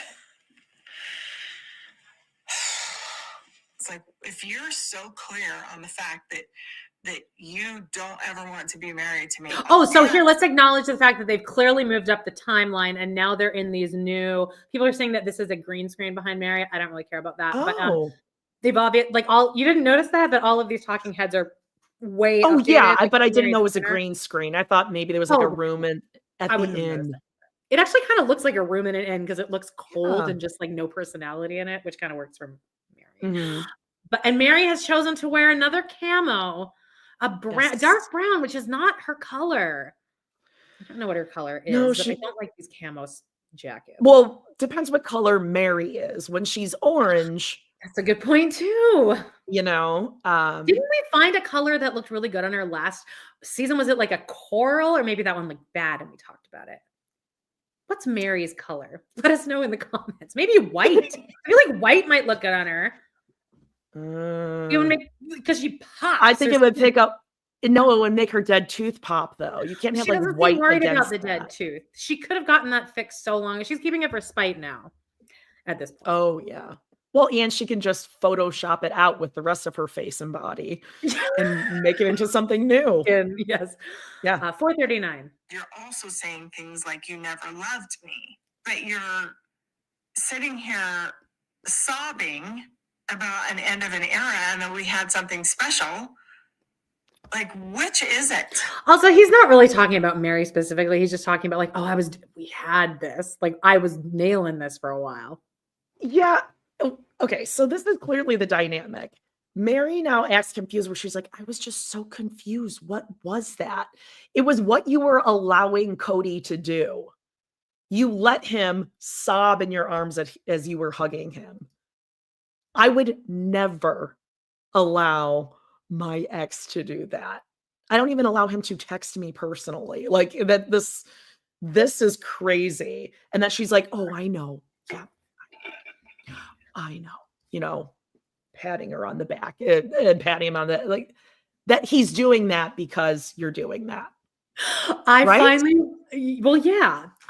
Speaking of exes, I finally, for the first time, gave a little glimpse into my breakup with Bacon, like that Bacon Fingers even existed, because my computer wasn't turning on yesterday, and he was like, "Oh, my computer fell off a table, and then I had to get a new one." Ha ha ha! I'm like, "You want to know what happened with my last computer? Like it had all my stuff on it, and then I had to trade it in exchange for Walter, and lost all my work." Looking at, he's eating his kibble over there. There's a fork in the road where I could just end it there, or be like, and then I went on this podcast and talked, like, but I just ended it there. Just like, we'll give it a little breadcrumbs. Yeah. I can't wait till you get to the Bacon Fingers part. I don't think anyone needs to really know that. Marsha B, to address the akimbo. Amanda, can you address this while I close the blind? So yeah, Marsha B's English is not my first language. That girl, that has nothing to do with it. We're not using it in the correct way. Akimbo means this, like kind of standing, like kind of off kilter. I think it just means standing like with your arms like this almost. Yeah. And like, yeah. Right. And we just say akimbo because akimbo works better for like stuff being akimbo. We use it as like it's disarray. Everywhere. Yes. A disarray. And we use it incorrectly. We're wrong. Yes. Right. So no. Totally English isn't our first language either, apparently. Yeah. All right, back to here. 4:53. Jen's about to knock some sense into Mary. I mean, it's been a long time coming. It's been like 8 years coming for you. 8? Like, I think he's been all over the place. Maybe that's why he's feeling like The reality hit him.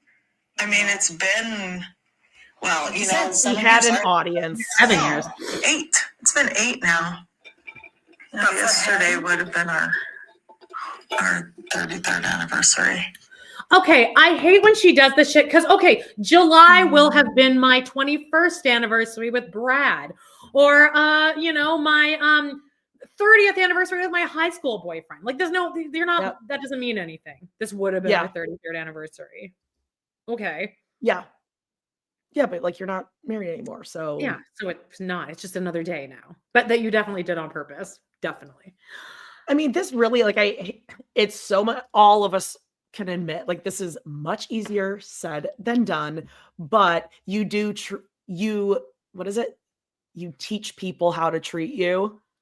Yeah. And like Mary, when you're standing there and he's sobbing and he's like, I loved you. I've always loved you. And then she's like, but I'm so confused because he said the opposite. And it's like, well, right, because he's a lying Yeah. idiot who is doing this for attention.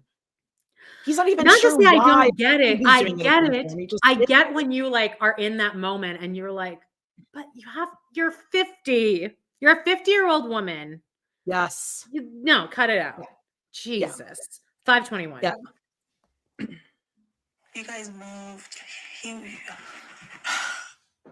So I met Mary when I lived in Here's Vegas. Jen getting her own confession. Jen, spilling the tea here. I Ooh, want more yeah. though.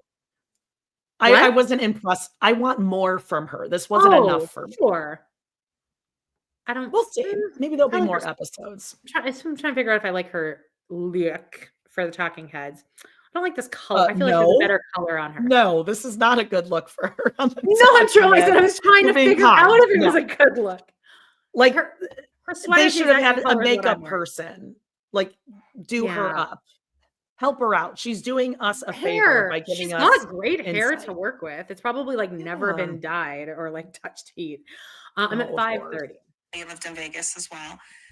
I saw the family a lot for different reasons, and it always seemed like he spent the majority of his time at Robin's house. I saw it even then, and so did my husband. Like we saw that he favored one over the Even other. a man saw it, so you have to believe me. Yeah. Well, You've yeah. had time to When people process say that. it. Oh, see, I'm reading that as like even my husband, even my fucking idiot husband who doesn't notice if I dye my hair purple, he even noticed it. Yeah. That's how I work like it. It's probably me just being like anti-men, anti-Cody. I'm like, oh, you mean a man agreed with you? Well, then we'll take your word for it. Oh, then yes, then I'll believe it. It's probably a little of both. 5:55. Like we've done this for a year. Still mourning it. I would if he no. That opens yourself up. So I mean, I'm not like. I know. It's not like I'm running back to him or anything like that. Like that's not. Aren't you? happen. It's just that. Like, is he really sad? The annoying thing here is that Cody definitely did all this to make sure that he still had her on back burner. It's a power thing. All of this he is has to power. make himself look like the good guy. Well, and he needs he's the someone on good his guy. side in this grand divorce. Like he needs someone on him and Robin's side, which it's like does In the anyone want grand Mary? plan of Coyote Pass and even on social media and all that. Yeah, he knows what he's And she's doing. so easy to manipulate, like with this property thing. Like he's like, we need Mary on our side because we can just kind of make her do whatever. Yeah, she's like, I mean, is he really sad? Does it matter? I never thought for a second at any point in my divorce, like, oh, is he sad about like never entered? I swear to God, he never did entered my it. mind. Um, Like, oh no, we're doing this. Like, not my problem anymore, whether you're sad or you regret or whatever. Like that's on you then. there are things that are forgivable, but definitely not 30 years of abuse. Yeah, right. Somebody says somewhere in here about like, oh yeah, this one.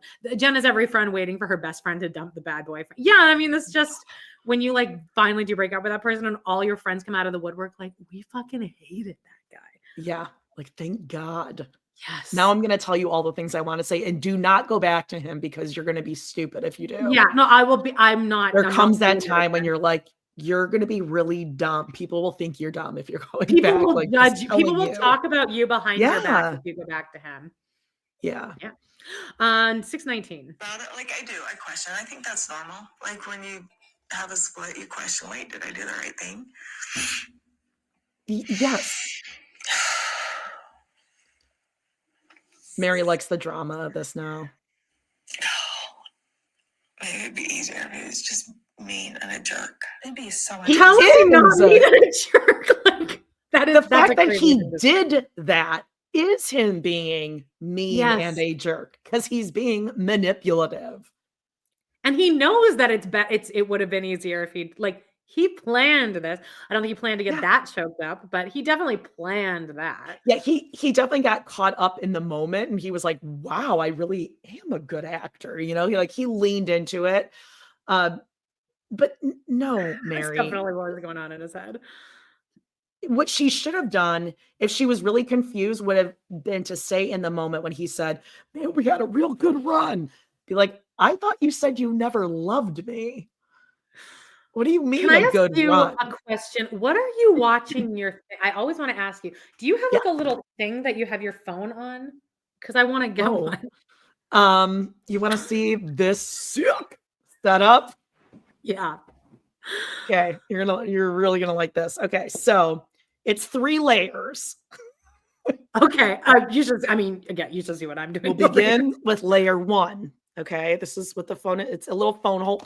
Oh, that's actually a phone holder. I just spilled ginger ale all over the place, and you know what? Oh my god! You know what I'm going to use to soak it up? That banana. Banana. Okay, but it is like a little phone holder. Yeah, but then that has to then sit on this package of notebooks, which then sits on this sideways Kleenex box. Perfect. So that it's just the right. Well, it's good to know this is kind of what we're all having to do in our own homes for recording stuff. Okay. Home studio. Yeah. 6:40. Mary. But usually he is. He really is. Yeah. Maybe. Yeah. I'll just plan on it being stupid again. So if only he would have dropped the dresser. He just needed to do something dumb for being nice. I don't think it's any one thing that broke up the family. Things changed. Things changed so much for them. Flagstaff really divided the family. I think because physically they were farther away, it was a whole lot easier for every one of them to just go about living separate Robin's lives. first mansion they were just showing. Yeah. That was the final straw.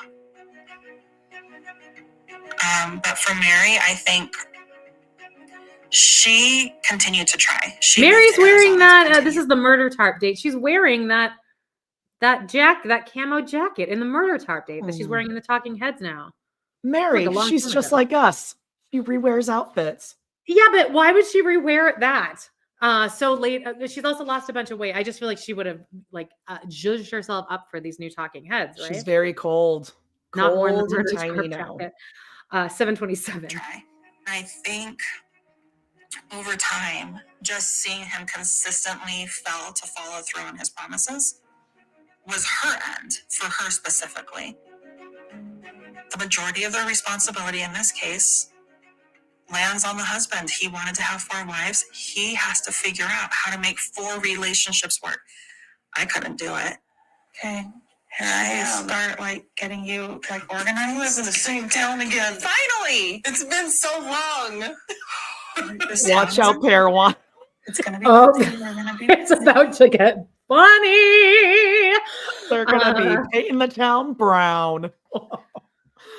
God. You can hear them coming from down the street cackling. Oh, can you imagine living next door to Vicky's Victorian Hideaway? Oh, or God. Nancy's Closet. What's it called? Nancy's Closet. What's her B&B? Lizzie's Heritage Inn. Okay. I have that. I have the dish towel on my stove right now. It's a good dish towel. 804. It's just confusing. It's really just confusing. But the thing is, I know where I am. I'm at peace with our decision to our decision. When Cody said that he plans on walking Mary down the aisle, that is definitely not happening. It was a joke. A joke. Not Cody. That is all. And Mary's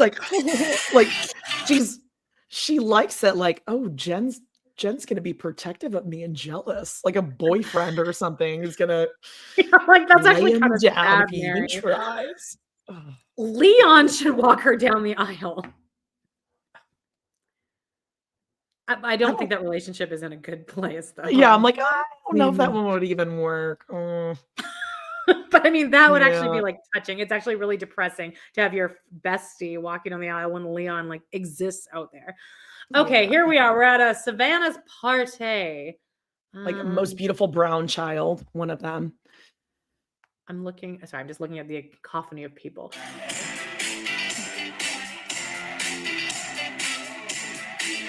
Aww. Savannah's graduating from high school, and Janelle asked if we could actually do a party here at my house. I would hate that. So Janelle's kids are here. Well, you can have it at Janelle's apartment. Like, hey, can we have a party at your house? I'd be like, But Christine would love that. yeah, that's But true. Christine likes hosting. Yeah, no, there's certain people. Obviously, if it's like family members, obviously it doesn't matter. That's true. I would trust food out of this house than food out of Janelle's. Oh, yeah. Well, yeah, because Janelle's still at that apartment. And you're not going over to Gwendolyn's because she's got that tattoo table taking up half the living room. Jesus. At 8:50. The kids are here. I like a party. Aww, Gabe hugging Janelle. Graduation parties for the kids. We would all work together and throw them a big party. A lot of times, a lot of people came. So it'll be different than the other graduation parties, but we're going to still do something to really mark the occasion. This is the only picture I have of Savannah when she was brand new. Look at how fat her cheeks were. That was really cute. I wouldn't have expected to be invited. Janelle and I are in a really good cute. place. Was that David? That's really cute. That's really cute. David, yeah. I see she's laying in front of some quarter-inch drywall. Drywall since 1980. That's lady. David's so funny. He's just the most funny, hilarious person. Badass, in fact. I got the Celtic Cross that I buy the sea turtles, or I got this one? You all see this one? By the way, I think is the Kraken some Nordic thing? Because I came across a TikTok with like these scary creatures and Nordic land. They were talking about them on Doughboys one year. It's a pirate. Yeah, they were like really when scary. they were doing Arg Do Barg Chest, the pirate month, of course, we all know. I was just going to leave this room. You really want like arg. Do Barg Chest. And they went on Pirates of the Caribbean. And Kyle Mooney was on one of those episodes. Jody. Okay. I'll send it to you. He looks a little thin. I'm a little afraid. Well, he looked really good when he went to Disney with the boys. I'm at 9:21. Hey, we're blasting along here. I do not interact with Cody and Robin or their kids. Savannah doesn't really have much to do with them. I love this. And no, I'm not going to invite them. Yeah. They were calling. No, Savannah. No. Why are you asking me? No, I'm not going to invite them. It's not gonna be happening. Madison is trying to throw so much shade here, like about how her kids are calling him Grandpa David. Oh, yes. All right. I'm at 9:33. Grandpa David are here. Who was calling him Grandpa David? Axel and Evie. Axel and Evie. They call him Grandpa Dave, and I have to go, it's David. Why do they call him Grandpa Dave? Why do they shorten it? I don't know. It was Uncle Dave for a long time. And I'm like, Conversation is less than riveting, but I do love that they clearly planned this before. And Aspen's like, so what was that thing you were telling me? So they call him Papa, right? You were calling him Grandpa? This guy? Your kids? I mean, I love it. 9:45. it's not your uncle. David and I lived together for 2 months. He and Truly are great. Things are really When she's not biting him. It's lovely to just settle. It's just settling. So we're finally getting this property in Flagstaff paid off. It is to the wire. Like, I think we have maybe like 5 days, 10 days. That's insane. So, I don't know. My anxiety, I would just look like that anxiety attack in Inside Out 2, just at all times. I love the 5 way days. that she's doing this, where she's like, nope, I'm just wiring my money to the title company, not even putting it in Cody's hands. They have my stuff. Done. I hope that Mary, do we know if Mary did the same thing? That would be insane. Like, there's no way that she anyone cuts would a let check and she's handing it to Cody. Oh my God. 10-12. Cody's he's talking about gathering up all the money. I'm like, I'm just going to wire mine. You guys do what you want, but please just make sure it's there by the freaking deadline. And now I've got to talk to Maddie and Caleb. We can finally move forward because we can buy this land in North Carolina and launch our next dream. So we have the lot that we're looking at in North Carolina. Yeah. We want to attain that one, and then you want to start looking at selling this one, or what do you want to do? I know I've got to still fight. So happy that Madison dressed up for this occasion, by the way. She's such a, like, not even in a bad way, like a mom, just like, no, I'll wear this. She doesn't give a fuck. She's very her mom's daughter. I'll wear black. I'll wear this black kind of shitty t-shirt. That makes me very freeing because you're like, yeah, okay, people have seen me like way worse when I had that awful headband in high school and like the crunchy curls and Yeah, you know, the doubled up cornrows. tanks. I've looked way worse. Yeah. I don't give a fuck. This is just my family, and the cameras have seen worse. So, like, yeah, Mhm. black t-shirt it is. And I Yep. feel like the t-shirt she's wearing is like an Old Navy shirt that she's had for 15 years. But Janelle did that. Remember that Instagram about it? Where she's like, "Where do I? This is from Old Navy sports bra, right? Right? Uh-huh. Anyone know?"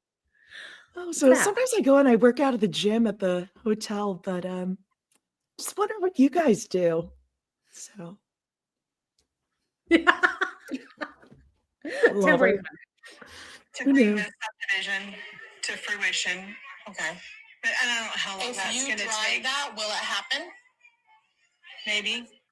The property is a little bit complicated because even though we have these 4 lots, our names are not all on title for these 4 lots. So if we sold them now, it would be up to somebody's magnanimous generosity to be fair, right? And like I suspect that will happen, but I have no guarantee. So in anticipation, there's also got to kind of be the unspoken thing that all of these women aren't saying of the fact that if Cody does fuck them over, we also have millions of people out there on our, like the public will slaughter them. I feel like that's kind of got to give you a little leverage too, right? That Janelle knows that they're like, being Cody- found out. That they're being found out about it for sure. But also Cody's not going to fuck around too much because he knows he already can't take the heat. If he does that, the amount of people that will come after him for that. Yeah. I feel like that's got to be a little bit of a safe feeling to know that, like, well, people will revolt. Yeah. 1109. I may have to fight for my fair part of this property. I have retained a lawyer. Okay, and you're entitled to. Well, it's going to be the piece that we've talked about, the 4 acres. 14. That's okay because it has to divide 4 ways. Whatever it's turned out like it was going to be 4. Whatever. Okay. Maddie, at this point, That's fine. I just don't care because it's like 4 acres is enough for me. That I felt that Caleb was like really holding it in. I love that they added him into that. And Cody's gonna watch that. Cody gets to watch Caleb go. It kills Cody that Caleb is sitting here. Yeah. I also love that they're sitting in front of a cat tree here. And I gotta say, that's a really good, expensive, high quality cat tree back there. That's a sturdy one. Really? David So it seems like Wooly spares no expense for his kitties. No. 1139. For my piece, because I don't want to go toe to toe with whatever crazy logic they have. Fair. Well, I would let's push to get it subdivided so you can sell it and be done.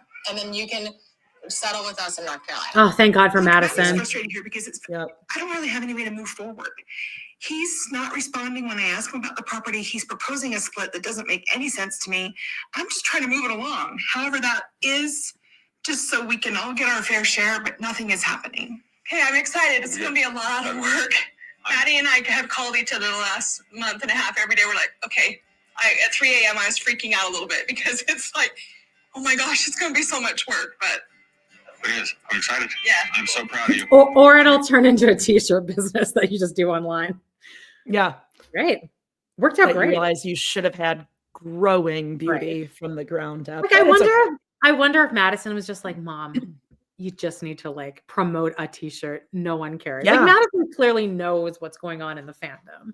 I mean, I absolutely will purchase something from Tata Farms because they're actually pretty nice. For sure. Oh, for sure.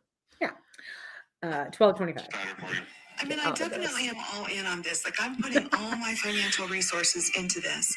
But Maddie and Caleb are too. So we both have this dream. We're all contributing. We're all in. All of us are all in. So that's nice. And it's nice, Janelle. Like, I know, because like Maddie is obviously very stern with her mom, but I can see Janelle being like, well, you're my daughter. You don't know as much as I do about the world. But then you got Caleb, who's much closer to Janelle's age, who's also agreeing. So she'll listen to Caleb. All right. I mean, he's looking at his own pension. You know, any day now, he's going to have to be tapping into We're that. retiring around the same time, so this will work out. All right. Let's go up ahead here. All right, I'm at 1310. So I am in London. I'm Oh, here's Mary's trip. London calling. Just Mary, taking fresh off just a little hop over the pond, yelling into her phone, telling us where she's at, where she's going.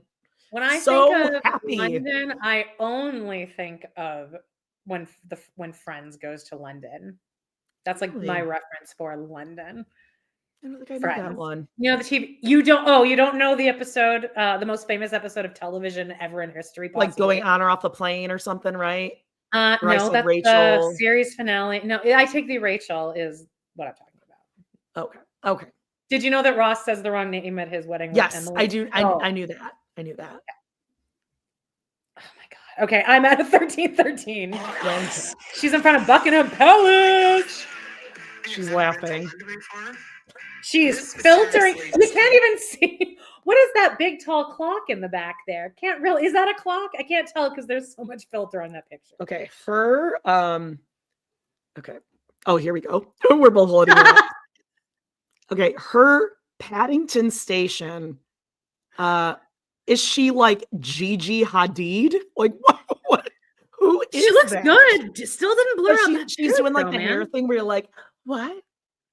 Oh, what? What is this thing she's standing next to? Is that a bell of some kind? What is that? The I statue think it's like thing. one of those Oh, that's look- Paddington. Oh, that's what that is. Okay, sorry. You like put the coins in and then you look or something. Oh, okay, sure. And then that's Big Ben there. Is that what that thing is? Yeah. Clock? Yeah. Sure. Yeah. I've never been. Nor have I. But I feel like I would love London because the weather seems like ideal for me. Cloudy and kind of cold. I definitely want to go. Yeah. So cold be and my tiny people. there.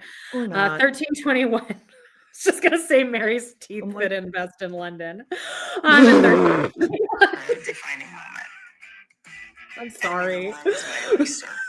Okay, day 3 in London. Okay, so she's not by herself. Amazing. She is by herself. Well, then how did she take that picture of like someone looked like someone was walking behind her? She probably asked someone to take her picture for her. I would never. I would. Me and Justina had The to way ask I someone to take her avoid picture. being in photos and I'm asking someone, Right. oh, can you take a candid photo of me walking from Your behind? photos. Oh, Whenever God, someone no. takes a picture with me in it, I always say, aim it from above and try to make me look skinny. I say, make sure I look skinny. From behind, I still, as every woman does, this one? you're afraid. Oh, that's a Yes. crazy. Okay, sorry, I didn't know what you were talking about. That is a crazy one. Oh, she bought, a selfie stick. That's embarrassing. Oh, and she's holding it Of course down she here. did. Okay, I would never buy a selfie stick. I'm I always wouldn't. terrified that there's going to be stock footage of people walking down a busy street and I will see my ass walking or like my thighs rubbing together. Do you know Oh, what we I'm say all talking the about? time to be on one of those news stories about obesity in America, and it's just your fat ass walking across Like the that one street. chick that we showed the TikTok last Yes! week where they're like, come on down to the world's largest hog festival. And she's like, Yeah, she like dabs. 1333. Ooh, she's looking real nice, Mary. Okay, yeah, selfie stick. She got okay. So many good things there. So many amazing places that we've seen. we've seen. Okay. So good. Making this trip and doing it solo. I mean, it's empowering. Stonehenge, England. She's laughing. She is laughing. Yeah, that's it back there. Who put those rocks there? Who did it? Okay. Genuinely So now, laughing. truth be told, I was like, okay, so I don't know a ton about Stonehenge. So I was like, okay, I'm going to Google, look into this. Like maybe there's something that like I should be really getting on the Stonehenge train. And, Isn't it just that people are like, who did that? Isn't that what the whole like lore is? ancient civilizations, thousands of years BC, that it like lines up with some sort of astrological calendar and they found bones there that are, I didn't thousands know of that. years old. So yeah, like it's fascinating, but it's just, what about that specifically has Mary gone down on a deep dive? Well, she did spend a lot of time in her office, hobby lobbying. Okay. Maybe Sam, what's his name? Sam Smith, DB Cooper, we call them. Samuel Cooper. Maybe they talked about Stonehenge. There's got to be a reason why she tells Cody later, remember how I've always been obsessed with Stonehenge? Yeah, exciting. This is an exciting thing to be really into. When me and Nick something that's together, always like crazy fun stuff is always being updated with Stonehenge to like, you got to keep on the latest. Fascinating. When me and Nick lived together, we were watching I think we were between shows for Music Man, and like we just had anything on TV.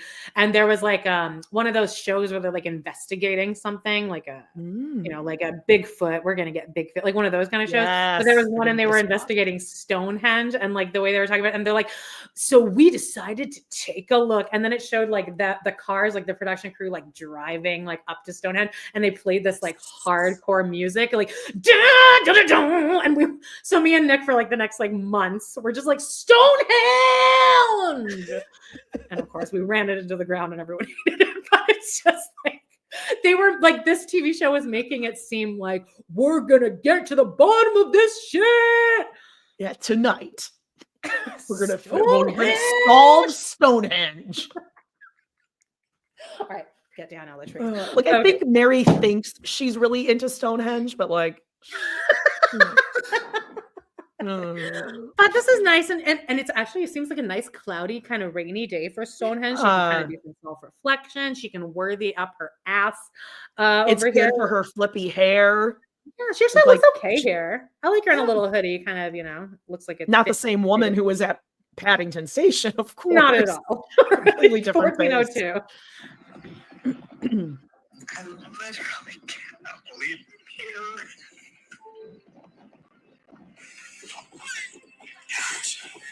This is something that I have wanted to do for probably the majority of my life. And so actually being here right now, it's kind of blowing my mind. That's actually really sad because if Robin had mentioned Stonehenge once, Cody would have taken her. And this is clearly something that Mary has wanted to do for a while, and it was just not an option. But he would have already been. If Robin wanted it, Cody would have stolen one of the rocks from Stonehenge after the Declaration of Independence. Oh, yeah. He would have Stonehenged his ass off. 1425. Stonehenge has fascinated me for years and years and years. Okay, Mary. I remember one night staying up really late watching this documentary about Stonehenge, and it made me even that much more fascinated. Is there a world in which she was watching that documentary me and Nick were watching?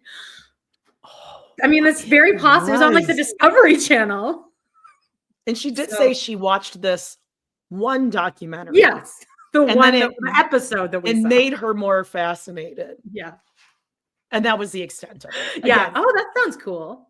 It's not that I'm like dissing Stonehenge. It's that Mary thinks careful, she's really Jody. All those first Beyonce. Don't you dare go after Stonehenge. Stonehenge is actually fascinating if you look at it, girl. No, like she thinks she's really into it, but like if you asked her a nuanced question about it. Name one date surrounding it at all. 1439. Nothing. Not that I could, by the way. I am truly in awe of this place. Like, what the heck? I don't even know these emotions. It was really interesting because after we made the decision to split, I feel free. Not in a way that I felt like I was being forced to stay, and I didn't feel stuck necessarily. But it's interesting how free I feel. Okay. It is my last evening here in London. It has been an epic, an amazing, and beautiful trip.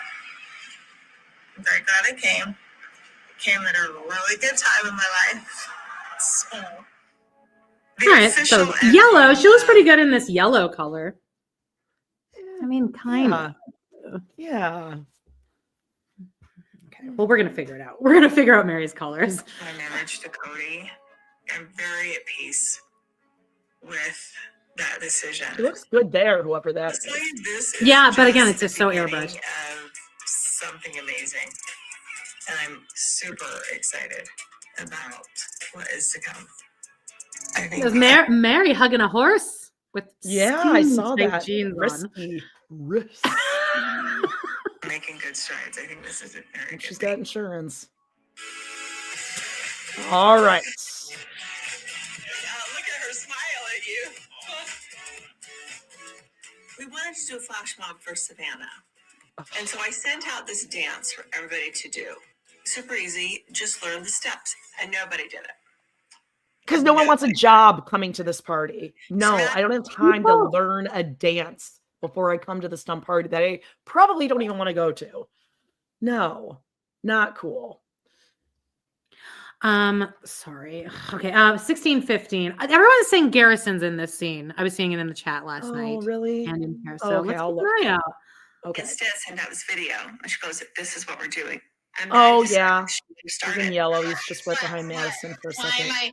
Huh? He walked behind Madison for a second. Oh, I there think in, I see him, a yeah, light yellow okay. shirt. Okay, so what's happening here? Christine planned a flash mob, which I'd be like, if I was Savannah, I'd be like, you absolutely That's not a thing anymore, do not Mom. have to do that. Someone needs to say that's not a thing anymore. And by the way, we never did a flash mob. Yeah. You want to Never learn been a thing. dance? Just say learn a dance. And no one wants to do that either. They referred to the I Will Survive dance as a flash mob, where Janelle's doing this. Yeah. Just She deer in the mimes herself off stage by just walking. Just All right. 1622. Why am I needed? This is what we're doing.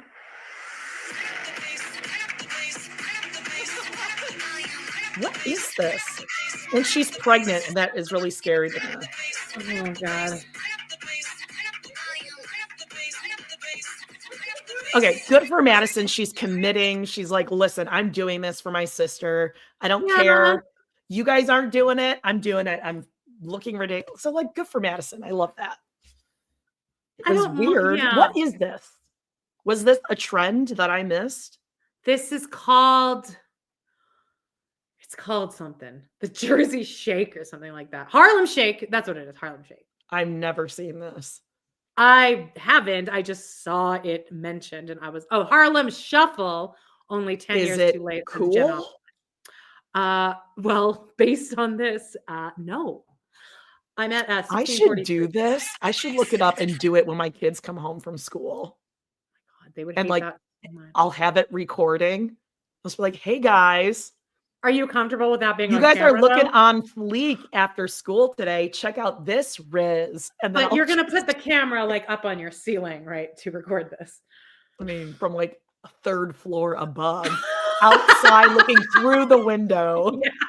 Filter, Mary filter. Yeah. I'm actually going to like tape the phone to a hawk flying overhead.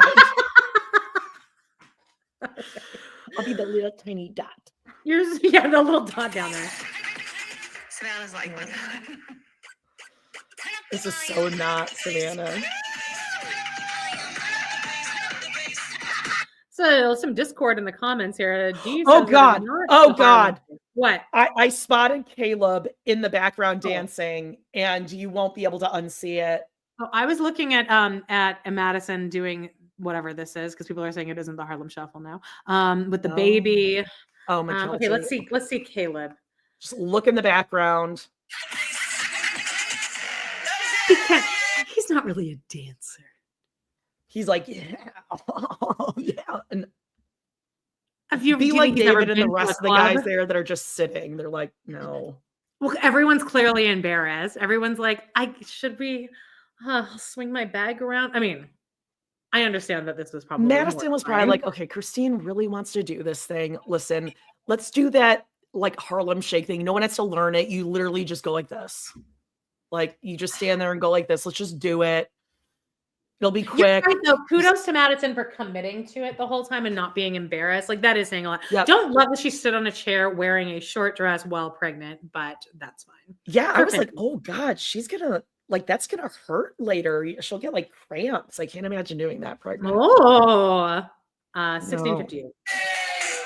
Kind of fail. It was chaos. Yeah, it was a lot of different things that came together that didn't work. Define fail, because I'd love to know what you considered all of the other ones that you did to be. Or the Yeah. singing you did for Isabel. All of those were fails. You singing Mhm. Let Me Call You Sweetheart was a fail. You I could mean, sit we here and talk benefit about from it, on but episode. Yeah, well, we love it. 1705. Didn't work. It's fine. It's fine. Oh, Maddie. Did you like it? The Harlem Shake? Well, I'd like to be able to be part of Savannah's life, but it's like they're in this collusion. Collusion. Where do you hear that word? This is insane. collusion for a high school graduation party where they did the super cool Harlem Shuffle. If that is Special what it guest David Woolley, who's been doing drywall since 80. And Caleb Like, Brash. This is, And Tony and McKelty. but I love what Cody's going to say here, where he's like, I mean, they don't want Robin there. They would love to have me there, but I'm not trying to go That with is Robin, it's just, okay? and not I'm the just- God. It's he's- frustrating. oh, he's And so I wrong. don't know why. I don't know why also. Well, See, that's the annoying thing too, because if people don't like me or are mad at me, I usually at least kind of know. I know an idea surrounding it. He has no idea. I never, not now, not then, not now, not ever, would assume that someone is jealous of me. Oh, I've never thought that in my life. Like, that's your go-to. You're like, oh, well, obviously they like hate my wife because they're jealous of her and us Robin. and what we had, the family and children we have together. Kids are scare me, seriously. Her kids, honestly. I hope Dayton got out, and I hope Solomon can get out. 1726. What is this Right, idea tell that us, somehow Janelle. if he leaves Robin home, he's going to be able to come to these family gatherings, and that's so far from the truth. Cody is alienated from 90 to 95% of his children. He is not Statistics. really wanted at events. He's not coming regardless of who he brings or doesn't bring with him. Wonder if that was filmed before or after Garrison's passing. Oh, it might have been after. Like her saying that, right? Oh, yeah. Who Well, knows? maybe not after, but still, But it doesn't I'm matter. wondering when Janelle gets completely pissed enough to be that outright at, I don't care what he does or who he brings, he's not coming. Yeah, like, no, we would never invite him to these things. And Cody's like, Yeah. well, I mean, I would have been there, but they're just mean to Robin. She's not mincing words either. Yeah. He's not invited. No, you would never be invited to these. Oh, it's so just, she's just getting cutting right to the chase, and I love it. Nikita says, Team Saul and Dayton, those girls can suck it. Jody? I mean, they're fine. I don't want ill will against them. Oh, I thought you were going to take the joke of, well, They're, Brianna like, definitely fine. is. So, Well, that's 1740. oh yeah, Brianna. That was always a big She's deal looking to for us host in Las something Vegas. We always had a big at a graduation party for church each kid. communion, if you know what I mean. And it's just really sad that that's not how it went this time. Because you're not married and related anymore. That is insane. Who is You the guy don't walking around do with the fanny pack, but over the shoulder fanny pack that Nick Weiger likes to do? Oh, Who's I that think guy some walking people are saying around? that's a cousin. I think people are Oh, saying that's cousin. one. He's Okay. a cousin. Oh yeah, but Robin, like with this graduation party stuff, would you have gone to Preston's kids' graduation party now? No, you would never do that. No, That's insane. he's dying of cancer. Do they know that? Why Is he isn't still dying? anyone How's saying Preston this? doing? 1804. Gabe's shutting this down now. Congratulate Savannah. Oh. Savannah looks like she wants to die. She's like, Yeah. She's like, oh God, just please no more Yeah. songs, singing, yeah. lights, crowds, just none of that. Preston's in remission. Remission sucks. Oh, Ty. great. It just sucks. I got this whole other side of the family that have decided that they're still a family. They are still a family. They're literally still a family. Yeah, because they're family. They're related by blood. I mean, They- all of they you never- they're related by blood, but Yeah, and they never like decided this. They were always a family. You and Robin decided it's another that part of the collusion. no one could though. be around. Yes, it's God, the manipulation of this story. Okay, hold on. I'm dealing with a Gmail thing now. Okay, let's see how this party wraps And up. we're out. Whoops, sorry. Now, they'll let me in that club as long No, as they I won't. No, I can't do that. I almost feel like Robin has a better chance of being in that club. Sans Cody. I mean, I'm still in the club. They all know that I'm still in the club, but just obviously I'm now not going to go Robin. because Robin. I mean, like they still leave a space for me at the table and everything. Obviously, I'm invited to all this stuff. Whoever this is, I think it's Michelle, Logan's wife, but in the front sweeping, that's the Jody of the party. Well, gotta get this one up. It's her house after all. She's like, these Oh, that's flower Christine. petals. Oh, I thought that was Michelle. I can just Oh see you at no, a party. Christine's being like, these "Yeah, flower cool." petals are going to end up everywhere, David. Mhm, David? mhm. David? I'm just doing some Actually, drywall David over here. should I've been be doing it speaking since up. 1980. Nah, 1833. drywall. Oh, we're really clipping along. 1857.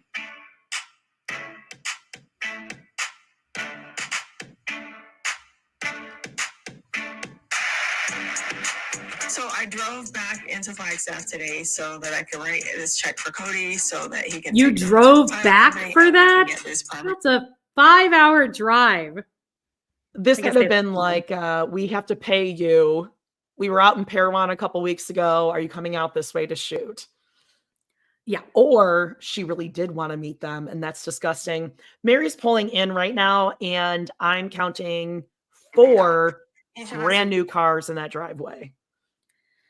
How did they get approved for leases though? Or is the interest like 80%? Oh, you can. I was gonna say anyone can get a lease. Anyone can get insurance. Like you can get insurance with like your license revoked. Can anyone get a mortgage too by the same logic? Like if you just do a really high interest rate? It'd be difficult, but yeah, your interest rate and your loan terms are going to be. I just don't understand how Cody Brown would be approved for any mortgage. I mean, he could be using like the house and the land as collateral, and But he doesn't even I'm own. sure He didn't everything own is- the land. Okay, well, all that aside, 1916. Be contributing to get the last part of this paid off. So it will be done. It will be paid off. It will be one less headache to have to worry about. Oh yeah, I'm sure things are going to be really smooth now. There's Mary Yeah, in her everyone- tight jeans. Relief, you know. Lauren, Nikita are like, yeah, Mary wants to show. Mary What? wanted to see her. Mary wanted to see her ex boo. Lauren got to show him how over him she is. Like Yeah, we she- see you, Mary. We know She's what gonna you laugh do. her way through this conversation, and it is. I think I saw comments somewhere that like Robin is just over it at this. Like Robin is even pretending to like Mary by the time that this scene happens. All right, Robin 1936. is going through whatever she has to go through to like not end up having to get a job and homeless. Mm. She's Mhm. terrified. She Yeah, I has was thinking got about the to other be day. The terrified. root of everything about Robin is just laziness. Isn't that just the absolute root of everything she does and says is Yeah, lazy? get a Everything. job. And I Like, guess do we what know that everyone she else has had a to job, do. but the reason all of us as a fandom come after Robin so much is that she's never had a job, including raising her children. And living outside their means. Like, yes, Yes. this is your job, but you're living outside your means, clearly. Yeah. And while everyone else is scrambling, trying to figure out where they're going to live, how they're going to pay for insurance, and all that kind of stuff, you know, you're spending their money. Yes, that's why it's so infuriating. If she'd even raised her kids by herself, I would be like, okay, well, that is hard work. But Yeah. she's never done that either. Nope. No, 1934. It off. But there's a deep awareness that we're no longer family. Oh, Good, good. Happy to be doing this today. I've been looking forward to this for so long. We're finally paying off this. I'm property. sure you have, you That's greedy good. That's cunt. good stuff, you know? Hey, Mary, how's it going? Good. How are you? Good. How have your travels been? So good. How was London? Go ahead and have a So seat. good. So good. So good. I've always wanted to go. Oh my gosh. No, I you mean, haven't, so Robin. Shut the Yeah, fuck since up. when? You've always wanted to go to Stonehenge in London? No, you haven't. that I wanted to go for years, you know. It's like Robin has a whole lemon. It's a competition now, too. Yeah, yep. Also, something else I wanted to point out in the background on the counter, if you see that little photo where it says like he is risen, there's a little plush Jesus. Yeah, okay. I think I know where to buy one of those, and I think I'm going to purchase it and keep it in here. That's I a mean, I have pretty a plush niche Jesus. thing. Oh, Yeah, and I think I'm going to get it. I think I'm going to buy it. If Robin can have it, I can have it too. that's of all I can the have things Jesus by Robin my has. side. That's what you A covet the most. stuffed, because it's so random that someone would purchase a stuffed animal Jesus to display. Whoa, so she'd on your have Jesus counter. over for Thanksgiving. He's Easter the reason for decor. the season. 2015. He's coming to dinner, Amanda. Guess who's coming to dinner? Awesome to be there. Oh, so cool. Stonehenge? There's got to be other places that were cool. What a cool way to respond to that. Hey, I got to see the thing that I've loved my whole life. Stonehenge has got to be other things that are cool. He just doesn't know how to talk. Again, even to a stranger, I would have a nicer reply than that. Yeah. Oh, that sounds great. How nice Oh, for you. cool. So, like, what is that? I know it's like rocks or stones or like. I'm what's the happy deal with for that? you that you got to experience something that you wanted to do. Oh no, Robin wants to. I've always wanted to see it too. Didn't she get a ring like Christine's? Didn't someone zoom in and she had like a 3 metal ring like Christine's? Because wouldn't that be there's something that something Christine's like is like a custom ring? So how Robin just happens to have one that looks Oops, exactly like not it. my fault. That's pretty cool. I guess. I mean, I've only talked about it and obsessed about it for 25 years. Oh You know my what I mean? God. I you're can such tell you an how ass. Mary obsessed about it for 25 years. Well, I wanted to go to Stonehenge this year, but I guess we don't have them. Like passive aggressively, she's been bringing this up. So now it's just tuned out. Like she's never been like happy or like excited about it. It's always just like a Stonehenge sounds pretty cool, but I doubt anyone else would even want to go with me to that. Yeah, she really wanted their anniversary trips to be to London, but she didn't save her grocery money. She should have just done that. And she could have had an 11-day honeymoon or an 11-day trip to Stonehenge. Her and Cody would kill each other and then have amazing sex the whole time. I don't want them going. I don't want Cody going to Europe and representing any of us in any way, shape, or form. Imagine. Oh, they would hate him over there. Oh, they would decimate him because they are dry over there. The dry. Cody also wouldn't get that they were making fun of him. Oh, but they no. would decimate him. He would go over like the artwork and do like a Lisa Barlow, like, can I touch that? Leaning on it. And, yeah, he's like the opposite of British, like stiff upper lip, kind of standing in front of Mona Lisa so no one else can see it, like the throngs of people. She's a big blonde head. 2034. You know, like, it's interesting, you know, when you realize that something that was so meaningful that your partner really had no idea and really could care less. Remember when we used to be married, and remember when we used to like be interested in each other? And when no one does, Mary. Cody's not even engaging in this though. Like he's like pissed. He's just. But this is, to Mary's point, he was sobbing the last time he saw her. To the point where his best friend was like, are you sure you want to do this? Well, I don't know if Nathan really said that. That was a story that Cody told to us in a talking head later. I mean, Nathan could have been like, you sure you want to do this? You know, and Cody's being like, are you sure you want to do this, brother? But yeah, no, he is disgusted by her right now. I'm pretty disgusted by her too. He might as well Like, be eating nachos at this point. yeah, I mean, she's just really, she came in here and she got started right on it. And if I was Robin too, I'd be like, because this is pretty disrespectful now to their marriage. We are now officially broken up, and now I'm like, remember when we were married?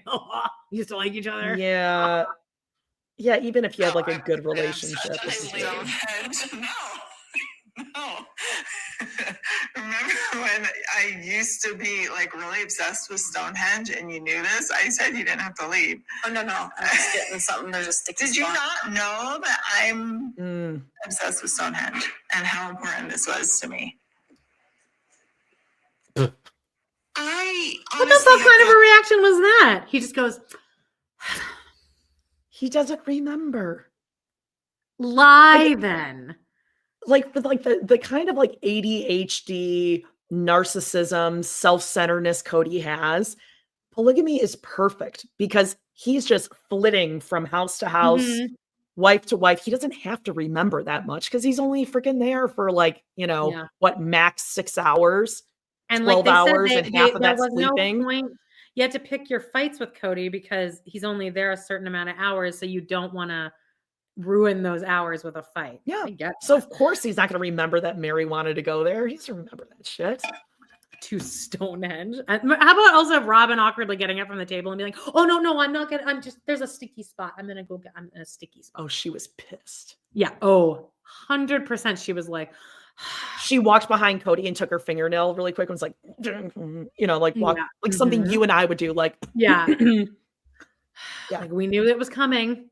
Cody will forget things that are important to me or that I've been talking about unless he's interested in it, or he can use it as somehow leverage to say, you need to do this and we can do this. Yeah. You need to do this so we can go to Ireland. If you wanted to do things with Cody, you really have to live in his world and do things in his world and what he was interested in, and with what you were interested in, not so much. Not really. Oh gosh, I'm a guy. There are certain things I'm just going to remember, and there are certain things that just aren't going to matter to me. Yeah, Dios mío. I'm just a man. So it is. I'm just a guy. I'm just such a stereotypical dude. It is a complete adios mio moment. God. You don't get to say you don't listen to anything someone tells you because you're a man. I'm just thinking about tools and sports. All right, I'm at 22 minutes exactly. It's just selective memory. I'm so excited to be doing this. It's about You excited to be doing this? So I wired, we figured out what. This is how Robin was, her face during, I'm so excited that we're finally doing this. Like, it's like her, like, she's like telling her mouth, like, smile. Put on a good show. We got to nail this. We have to like close the deal. I don't think she can elicit joy. Like if she was like acting, I don't think she'd be able to refer to a memory of joy that she could like put in her own body. I think it's such a distant memory to her. The last moment she felt true joy that it's just gone. We'll be holding her babies at the moment that they descended out of her birth canal. As she made eye contact with Vagina Daddy. Yes. A fourth was, I sent my fourth into the title company. So there's a huge weight that's come off my shoulder with the final payment on this property, because the way the contract was written, we could have potentially lost all of it because it was all collateralized in the loan. So once this is done, then we start discussing like dividing it up to like 4 equal or semi-equal. Yeah, and I've spoken with Janelle, and Janelle should be in this conversation. Just saying that. Just putting it out there. This is crazy. I've spoken with Janelle, and she's totally cool with this. However I want to do it, she's totally fine. Yeah, this conversation is Mary's like, semi-equal sections. No, like woman up, worthy up. Girl, yes, worthy up. Semi-equal? No. You were just at Stonehenge, for God's sake. You should be above this now. If if I were Mary at this point, and even Janelle, I would have paid for my own appraisal at this point, I'm even if it just was surprised they didn't. $2,500, like a big chunk of money. It's going to save you probably hundreds of thousands of dollars later. Like, why wouldn't you have done that before you sat down with him here and get him on tape, seeing that he knows he has the knowledge that the property is worth different? Didn't they have an appraiser out? Who was that guy that they met a couple seasons ago when they were trying to sort out the land? They met some guy in a hat. Oh, I think that was like a land surveyor Oh, who was saying like how they should like theoretically divide it up oh, to build on, I think. it seems like you should get it appraised first before you make decisions. But like you know how- what, Amanda? We are both women. Oh yeah, that makes too much sense. Let's listen to Cody. He clearly knows what he's doing. Okay, trust him. We've got. I said, do you want to do a appraisal, or are you happy with your 4 acres and Mary and I splitting the other 6 acres? Now that Christine's out, she's given the property over to us. It's just me, Mary, Robin, and Janelle that are owners on it. So there would be Robin's 4 acres and then Janelle's 4 acres. And then Mary would have a lot and I would have a lot. And then Mary and I share a lot. The reason I want to do this is because, we got the 5th lot. The kids are able to inherit something special for themselves. But mostly it's just like getting all the value we could out of the land. It's just an idea. She says That was nothing. That was not even us. Those were just words strung together. Yeah. That explained literally. And he throws Janelle's name in there to make it seem as if she is in full approval of all this. Mhm. They've talked about it. I talked to Janelle, and basically what I've done is yeah, but Janelle didn't like sign off on any of this shit. Well, now Just that so the route him and Robin have kind of agreed to go in here is to say that I just had to make a decision really quickly. And it's like, oh, was somebody holding like a gun to Cody's head and was like, sign this or like figure it out now? Like, no one, they're making it seem like he was really under a lot of stress and he really quickly had to like just allot all of the names. Yeah. Alicia makes a really good point here. She said, guess who has 5 kids? So if they keep it as 5 lots, for the kids to inherit it. Weird. 2331. I think that's fair. You guys got the woods, so it'd be 3 acres each, basically. I still wood. think it would be a really wise idea. I want to know for me, because I think it would be fair for all 4 of us to know really like what the lots are worth. Mary thinks she's doing something here and she's doing nothing. Well, no, she's so scared of him. Yes. The way she's talking around this. No, we're getting it appraised. She thinks she's coming in there being like, I'm just going to tell him this is what I want, whatever. And then she goes in there and is like, well, I mean, I think it would be a good idea if we like did this, but like, it doesn't have to be totally equal. Like, just like go in and stick to the fucking script Jen gave you. You need to have a scene in this season where you really let him have it. Otherwise, Worthy Up is going down.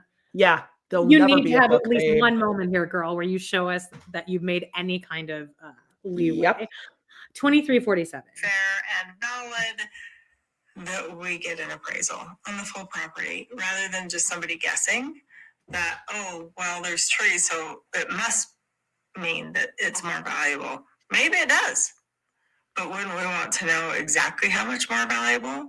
Because we can do that, or I can't remember if it was a developer or a contractor who might want to buy the entire thing.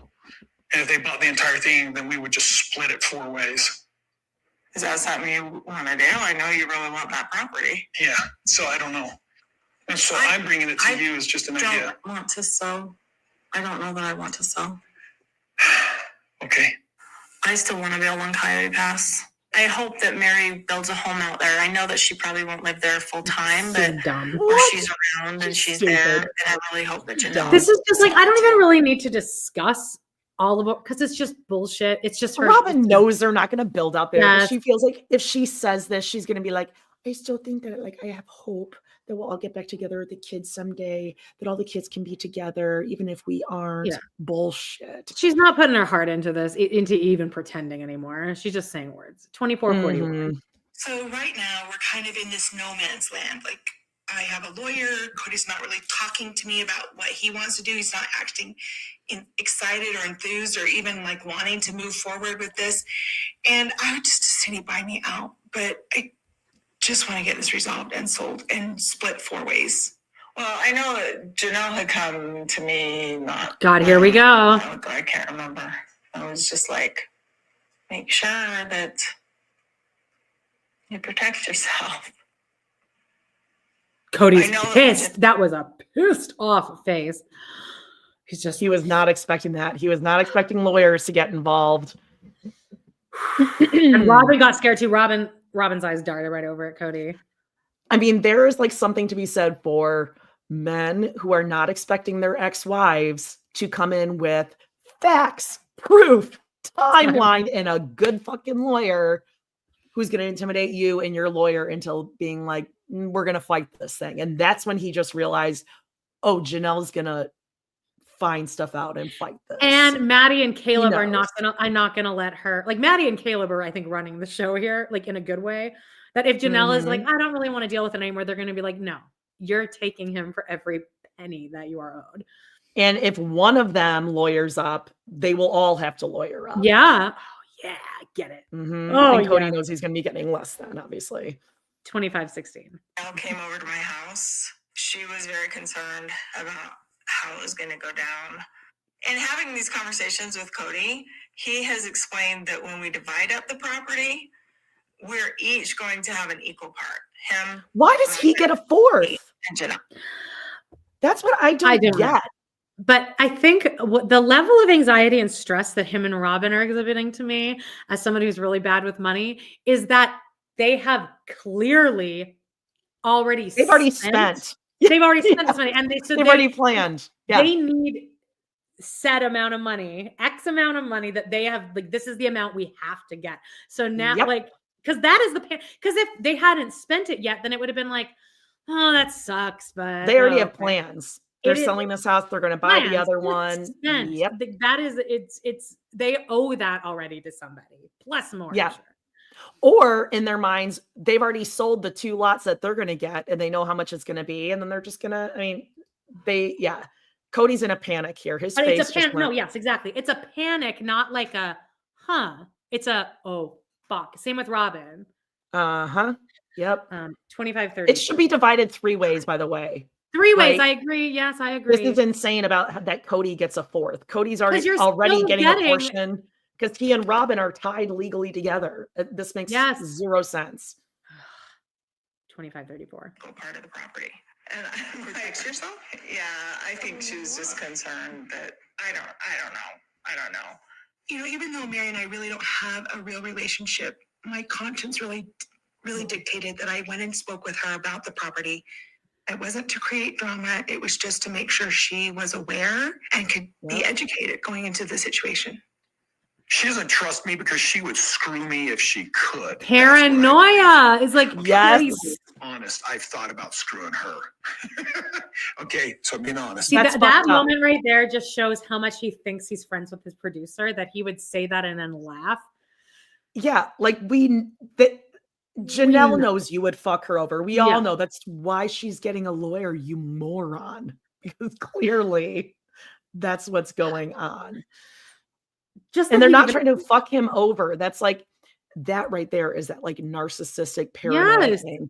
They're going to fuck me over. No, she's that's just what I would do what to is them. Fair. And less than what's fair. They both already know they're getting screwed by letting them not just go together as one. They know they're already getting screwed. It's crazy. But I won't. My wife with a conscience won't let me. See, and that's another part of the plan, is to constantly say that Robin has nothing to do with this, which none of us are buying shy it. and sweet. Yeah, she doesn't know. I don't tell her anything about the money. Like, just making sure that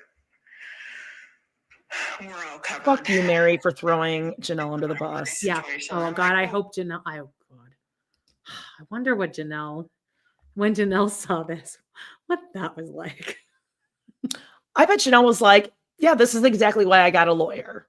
And oh well, Mary, you just fucked yourself over because you were tipping Cody off and now he's going to spiral. And the thing is, like, she probably, okay, just from like personal experience, Janelle knows Cody's going to find out that she got a lawyer and all that. She knows Yes. that. Yes. What she's trying to avoid is not letting him know right away so that he's not spiraling and spinning out and therefore sending her a bunch of texts and spiraling out and like doing vindictive things while it's going on. Like, yeah. Well, because and I think that's she what just guys wanted, like Cody she wanted do. to at least like have the property sold before Cody found out about this. Like, just let us or pay it off. I mean, let us pay it off before we tell Cody and he fully spirals out of control. Exactly. All right, 2621. Your name He's is such a on the bitch. property. Like my name. is Cody on doesn't this know what to property say here. than Hers. I'm Covering his only mouth. Legally, a third owner of one of the 4 parcels. Well, that's your own Fuck fault though, that. because that's nuts that you allowed that to happen. That is Yeah. nuts. Like, And huh. that you're okay with it enough to the fact that you were going to come to this, hand him a check and leave. That's what they were expecting. They weren't Yeah, expecting you to that was be the like, plan. wait, hold on. Is this all divided equally? So up to this point, Mary, you haven't worthied up enough to speak up and say that you're expecting more for what you're putting in right now. She's I would love to know how much she awful. put in too, because she's been funneling money to Cody and Robin for longer than the other 2 wives has. They probably still have access to her bank account. So Mhm. I own the least amount of property. I don't understand why the property got divided the way that it did. I was not involved in that process. Well, I was just ask told it Cody. Yes. the names on the properties were just temporary until we paid it off. And like, Why? nobody made that decision except for Cody. And we The lot should have just been the square lot and then all 4 of their names. She on it. fucked him over right there, like legally. Oh, by her saying that Like, she doesn't. she just admitted we never had a discussion that these were the lots, how it was going to be divided up. She's done that a couple And times this season because she also said it was meant to be temporary. Like, she just totally blew her and Cody's defense and them keeping the lots that way. And I love this for them. She also mentioned that her house, her mansion, was supposed to be an investment for everyone in the family. So she's been doing that throughout the season, kind of dropping little because she's stupid. She's such a dumb. I just told about it later, and I was like, "Why did you do it that way?" And he was just like, "I just had to make a decision really quickly. I was just trying to. I don't even know." Also, don't you find that gross if your husband came to you with these clearly 4 unfair lots and was like, I just had to make a decision? I'd be like, oh, you're a bad she's person. going to be pissed off at me. Oh, that too. Like, I would your just be ex is going to be grossed out by my pissed. Don't husband put, being like awful. Well, for sure. 27. And does she ask a follow-up question like, well, that's not equal, so what are we going to do? No. Oh, no, Cody he just knows didn't. best. Oh, okay. Okay, Cody. Okay. Yeah, that's annoying too. Sure. I know that Cody's name is on every single property, and I know Robin's is on, I think, 3. So they own the monopoly. I think 3. And I hope that they will be fair, and I hope that they will be honest, and I hope that it doesn't get ugly. Right? It will. Right. But now I'm at 2758. Yes. Okay, are you mailing these? I'm actually going to do a You certified. see how quickly Cody ripped that out of her hand? I'm actually going to do a certified leather. Yep. Nope. Yep. Mary's so foolish. That was so stupid to hand it over to him. Why would you do that, God? And you go to the closing, you go to the title company. And Jen should be. I wonder if like Mary lied to Jen about where she was going this day, because I can't even imagine Jen being like, "No, I'm going with you. You're not handing that man a check." Big mistake. So we're finally paying off this dang property in Flagstaff. But now there's this big fight about how do we divide it? I don't know what to expect from Cody. He's been kind of an ass about the property, so he might be an ass about it as we go move forward. Who knows? I do think that it would be fair for us to really Cody's know so mad. before we make any decisions. Before I make a decision, I think it would be fair for me to know and all of us to know like what the property is worth, like different parts of it. He's getting a second wind. He thinks he can convince her. Yeah. I mean, we have to have somebody who's a land appraiser. Yeah, there's probably a few of those. I don't know where to find those. Yeah, let's not even try, okay? You're in like a popular big city. They literally could call one up today and get it scheduled. I just typed in land appraiser Flagstaff. Oh, Land surveyor. He said he said appraiser. You got to find someone who's appraiser. Well, Yeah. you do that like right there, real estate agents, and I mean, it's not Express Valuation Appraisal Service, Rim County Appraisals, Coconino County. He's gonna see if he can trick Mary into thinking that it's just all this red tape and so much more of a hassle. Yeah, 100%. I don't think we need to get them involved. And Mary's business gets run into the ground after. Yeah, this is bullshit. This worthy up stuff. Yeah, fuck you, Mary. And she rolls in there like this. Mm-hmm. Yeah. When Mary first started saying we should get it appraised, I had no problem with it. I was like, yeah, let's make sure. I don't want to just sit here and guess. Let's make sure it's fair. Okay. Is there a problem? I don't understand. I don't know. Okay. I mean, like, I don't we've got understand four what you're partners buying. that all have different goals with the property. Okay. Well, we still need to know, don't we? Instead of discussing. They're going to fight later, him and Robin, because she's standing up for Mary. Yeah, later he sits down. He's like, Robin, what you don't understand is that if there is an appraiser out there and their land is worth more money than our land, then they will get most of the land. They're going to tell Mary and Janelle that. Don't you realize that? Yeah. She's going to be like, oh, Cody, but you still need to be his sister wife. This is so hard for me. There's still hope. Ooh. 2920. I was seeing somewhere they were talking about how Robin's kids are all so fucking weird. And I just thought, I'm like, there was like a little chunk of time there where they had the chance, maybe not Aurora, but like Brianna at least had the chance to maybe be kind of cool. Like to maybe not be weird at least. Cause she was hanging out with everyone. She was kind of getting along. Aurora really kind of put herself out there as like an other, but it seemed like the other kids had it. But now it's like, no, they're cut off from the whole world now. Yeah. And the scenes for next week. Whoa. Oh, I don't even remember. Why? What is it? We'll be there soon enough. Also, I just want to say, and then we'll listen to the rest of this. When Cody says there's 4 different people with 4 different goals, I beg to differ. Everyone's goal is we want the most amount of money for this land. Let's see what it's worth. Yeah.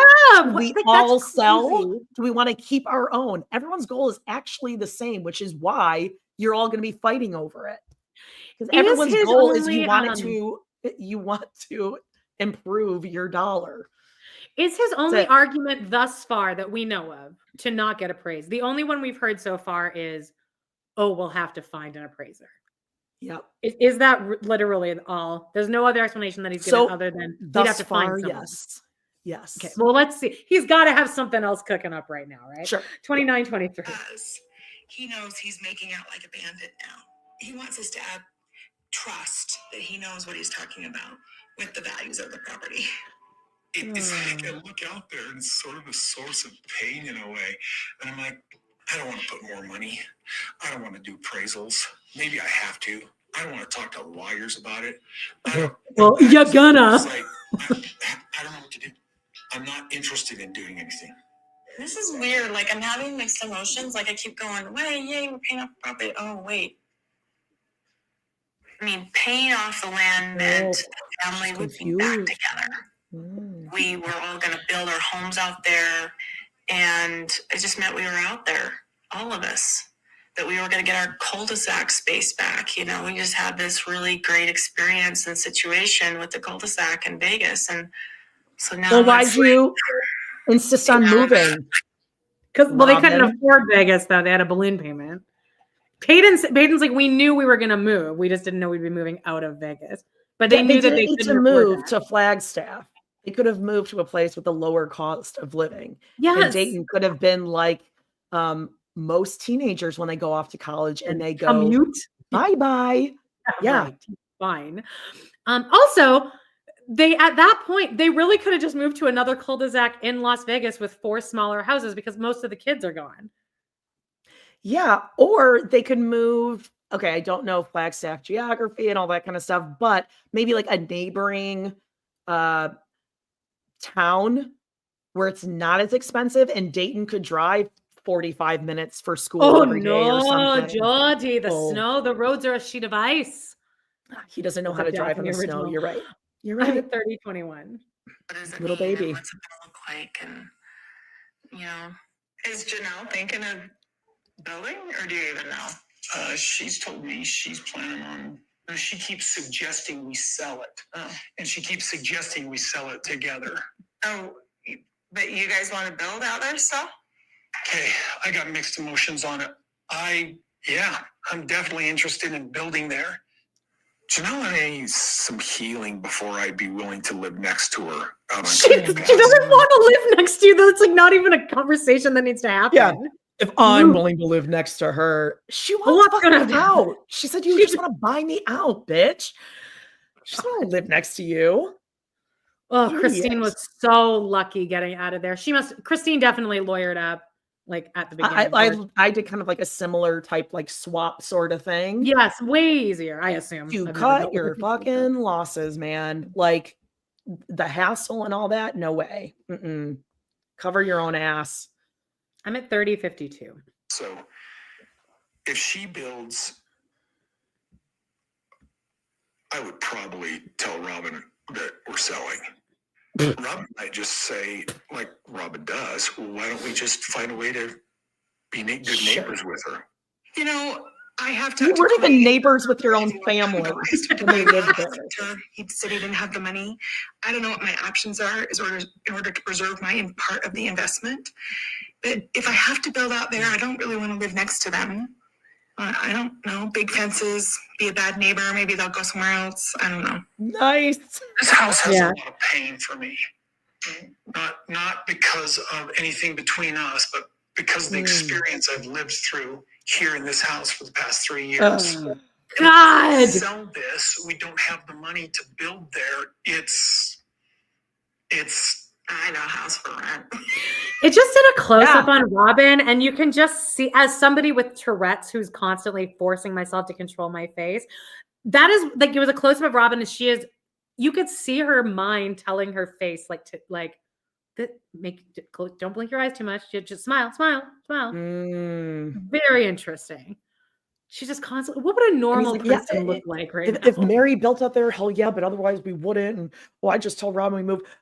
Just the 3 years have been so hard for us living here. That has nothing to do with the house and COVID. This is an excuse for them to get a new house, a new, bigger house, because Cody even says he likes big, flashy, he doesn't want to be poor. What most people would do, may I recommend, painting the house. Maybe getting new furniture. Fixing broken things. Rearranging the house, rearranging a room, right? Staging it at all. Yeah, making it look different from when you bought it. Yeah. Besides a purple rug. They did get that new purple rug. This land discussion, this is not going to be over now, because now, I assume in present day, I assume the lawyers went after Cody like, well, now since Robin's house was an asset, how much does Mary and Janelle get out of that, right? Won't their lawyers tell them to go after him for that? Or are they just fucked over with the house? Wait, say that again? That Robin's house, as she has stated, was an investment for the whole family. I know Christine just got herself out of there, but all these legal things aren't even over, because I would assume that now that they've sold this house, the McMansion, wouldn't you think that Janelle and Mary's lawyer are saying, well, let's go after him again because you technically are owed money on this house? Yeah, I think, they need a forensic accountant to go in there and see what money was put on that down payment. Yeah. Because if they can prove that like there was joint money in that account that was taken out for the house, Robin saying, they could depose Robin. All of this would be a very expensive litigation. Like as soon as you start, again, I've learned this the hard way recently. Once you're if you don't agree to settle, so like right now they can figure this out, they agree to settle, it doesn't have to like go to court or whatever. Right. If you don't agree, then it goes to like a pretrial. So a judge will meet with the attorneys, they'll look over everything, and the judge is going to be like, well, so what's the current status? This is kind of how I see it going. And they will have like some recommendations. You don't have to take the lawyer or the judge's recommendations. If you don't, that is still the judge that's going to rule over your trial. So like, it doesn't look great. But if you don't agree to it, then you could go to like a deposition. So they could pull Robin in and say, you know, ask her questions. It's under oath and all that kind of stuff. To be a fly on the wall while Robin was getting like fully. There was like a lot of extraneous information, but yeah, like they could question her and be like, when you said that it was a family asset, why did you say that? Yeah. Now, when you bought your house, where did your down payment come from? Did you have a conversation with, you know, the plaintiff about where that money was coming from? So yeah. Jean here says value of the McMansion is not worth the legal cost. Look, that's not what I'm fucking talking about. I don't care about the money. My point is, if I was Janelle and Mary, I would just need to be so petty. My goal here would be to go to litigation just to drain them of their money. I would just want them to not have some money. That's what I would want. I don't care I don't care how much money I had to spend. It would just be, I don't think I would be able to go on with my life knowing that I just rolled over and because Cody and Robin's plan is to just exhaust everyone until they just get everything. And I think it is a risk. Like that's what I did, where I'm like, no, like, yes, yeah, I want the pretrial judge to see this shit. Please. God, I hope they do that. Guess what? Like it ended up going my way, but I would freaking love that. And someone said like, yeah, a female judge, that would be great. But I also think a male judge looking at Cody's situation would be like, I think that would even be offensive. Yep. Well, that, and then on top of that would be happening at the same time as these this child what's it called? Child support or custody battle. So that just that would be my dream, to just be able to watch this all take place over the next year. Hopefully they're filming. Yep. All right. So we talked so long I lost the spot here. Okay, we're at Mary's laughing. I'm at 31:51. Mary is laughing. If Mary built out there, hell yeah. Like, yeah, Mary, I'll get the snow off your driveway. I have no intention of building out on Coyote Pass. How quickly that would change. The Flagstaff, so there's no reason for me to want to build there. That's a you thing. What do you so mean? Awkward. I don't have to be involved in that. Robin just sitting there stupid. This is Mary also taking her moment to worthy up, to be like, not my problem anymore. Right? Thank you for saying that. This is her version. Yes. This is worthying up. This is why she can't ever tell us what worthying up is, because it's just sitting there going, you got a pen. I mean, she's definitely making them super uncomfortable. So at least she's doing that. She's achieving that. She's not like, I don't even know what Mary wants. She hasn't even said what she wants. She just came over to like be hanging around Cody and to make him uncomfortable and to bring up like, I saw Stonehenge and you didn't. Yeah. Yeah. She wants to reignite that Sam and Diane moment they had at the end there. Yeah. The classic, won't they? 32:21. Your decision on what you guys do out there. Why is that confusing? Stop laughing, my God. Yeah. How soon you forget. She's just doing her own one-woman show to a dead crowd right now. Because even Robin just looked at it and Robin just goes, oh, because she's uncomfortable. My chair's squeaking. But Mary's just coming out with the jokes. She's got a tight 5 here, and she's like, I'm going to take this to the end. Cody's what's your goal here, Mary? What's the goal? Tell them what you want. So regarding property, she is drunk, Alicia says. Yes, that she could be drunk. Yeah. That could really just explain most of this. Okay. I have had some Kahlua and Purple Crush. I'm going to divide it up, and I don't know how or when that conversation is gonna go. I'm not married to Cody anymore. I'm not part of Cody and Robin's unit. I have to look out for myself. I talk about it like Cody's all in charge of the whole property. It's because he really has a monopoly on it. His name is on every single piece of property. If it gets to the point that I would need an attorney, I would do that. I hope that it doesn't get there, but I would do that if I need to. Well, we're there, babe. God. All right, let's go ahead here. Extremely And supposed to be.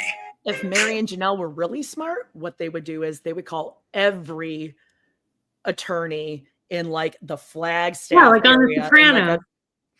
Oh, I did. Tony that. does that to Carmela. He goes to all the lawyers so that first of all they all know that it's Tony Soprano and they're like, I'm not fucking with him. But also then it's Yeah. a conflict of interest. That's how I If learned you about give that. them a phone call, conflict of interest. You can't, even if you don't go with them. So, hey, if anyone doesn't know that, now you know. Call around so they can never use them. I'm at 30. Speaking of ex-husbands, I was just thinking about like how my divorce was just like Brad paid $200 and I just like signed something in my like lunch break. He texted me the other day. He's like, "Are you seeing Wicked?" And I'm like, "I've seen it twice now." And I just sent him the picture that John made of like me dressed up of us doing the thing, and Brad was like, "Oh my god!" It's like, aren't we cute? so you saw it. Yes. So you saw Wicked. Okay. He's like, "Well, you're making me want to see it." Okay, Did his wife have that baby yet? I don't know. Maybe. Okay. Yeah. Girl, boy. What's his boy's name? You know. Otis. Oh, I was gonna say Linus. God, you are a freak. I'm at 33.54.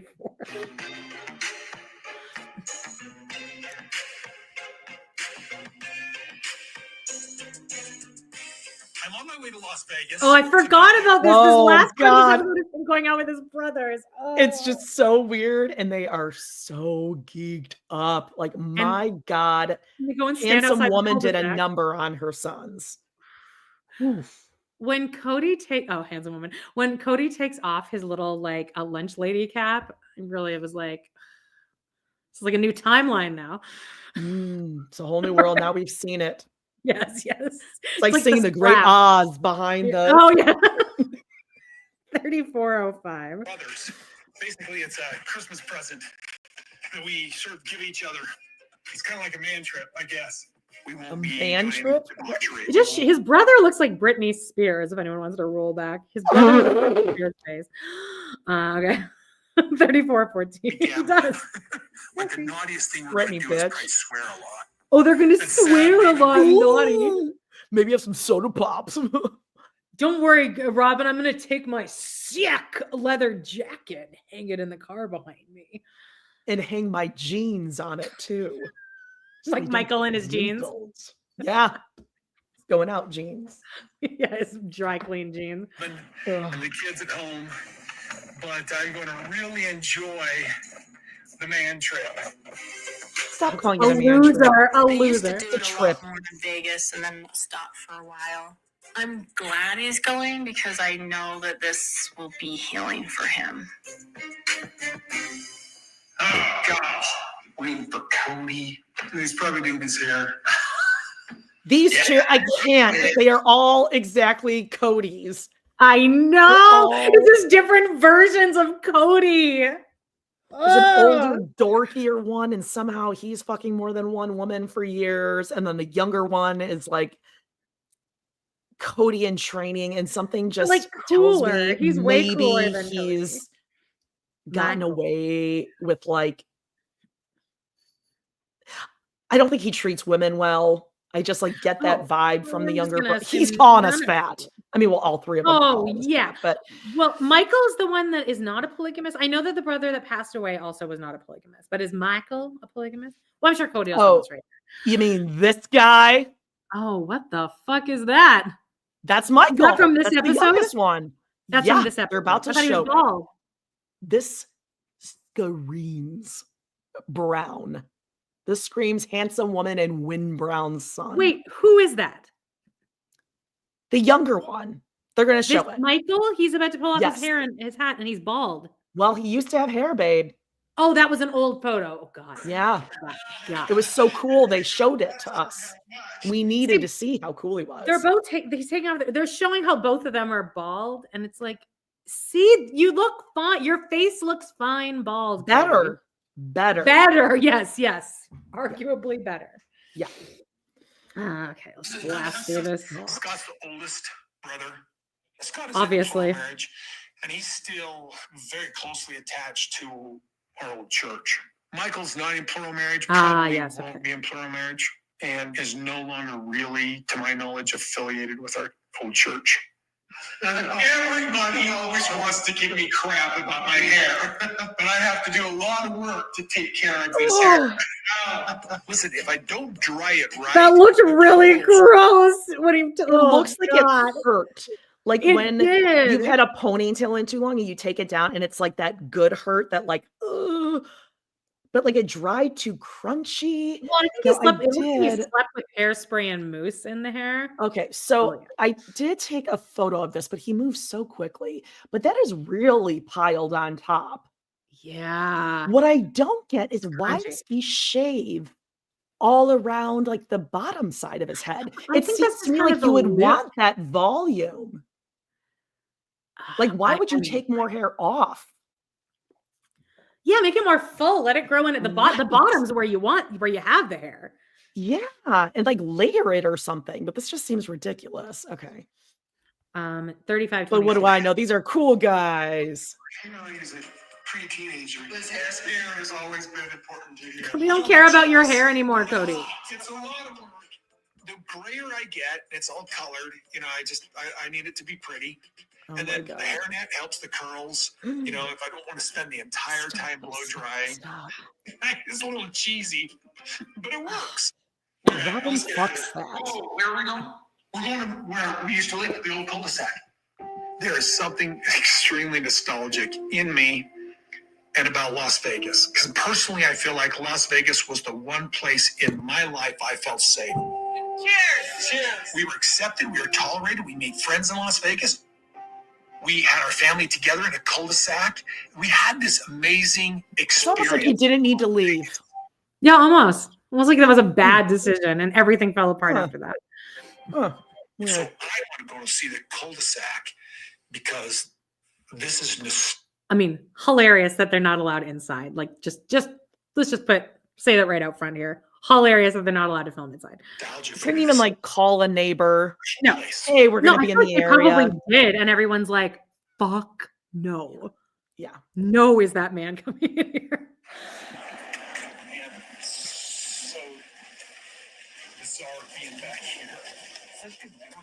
Dude, so many memories. It's almost heartbreaking. Oh God, the commitment ceremony. Recommitment celebration. We did our family mission statement. We did that all living in the cul-de-sac. It was the closest thing I ever had to the dream. And I don't know if I ever did plural marriage correctly, ever. But this was the place where it was beautiful. At least as beautiful as my experience ever had it. And I tend to remember the best parts of things. And so I loved this place. So you're thinking some more landscaping. You know, that in, right? Yeah. I came by once a year ago and hit a point where I was just weeping. Oh, God. You need to get a grip on your emotions. Some feeling of loss. You know, this is, of course, after Christine's left and after my problems with Janelle. And Mary's problem started while we were here. But it was just like my memory still has us together in this space. And it's a relatively warm memory for me. Is there any hope to reconcile with Janelle? I keep asking Janelle to reconcile with me. I keep asking her. She just says no. I enjoy my life without you. I didn't know I was that big of a thing. But she's free, and I'm insulted by her expressions, like her just being done. I don't want it. These are all things you said. God, he never loved them. Yet these were the best days of his life. He wants Janelle to stay married to him, but he never loved any of them. What? Pick a story, Cody. Like just one. Just Anyone. one storyline, and we'll go with you. Meanwhile, during all of this, the wind's like,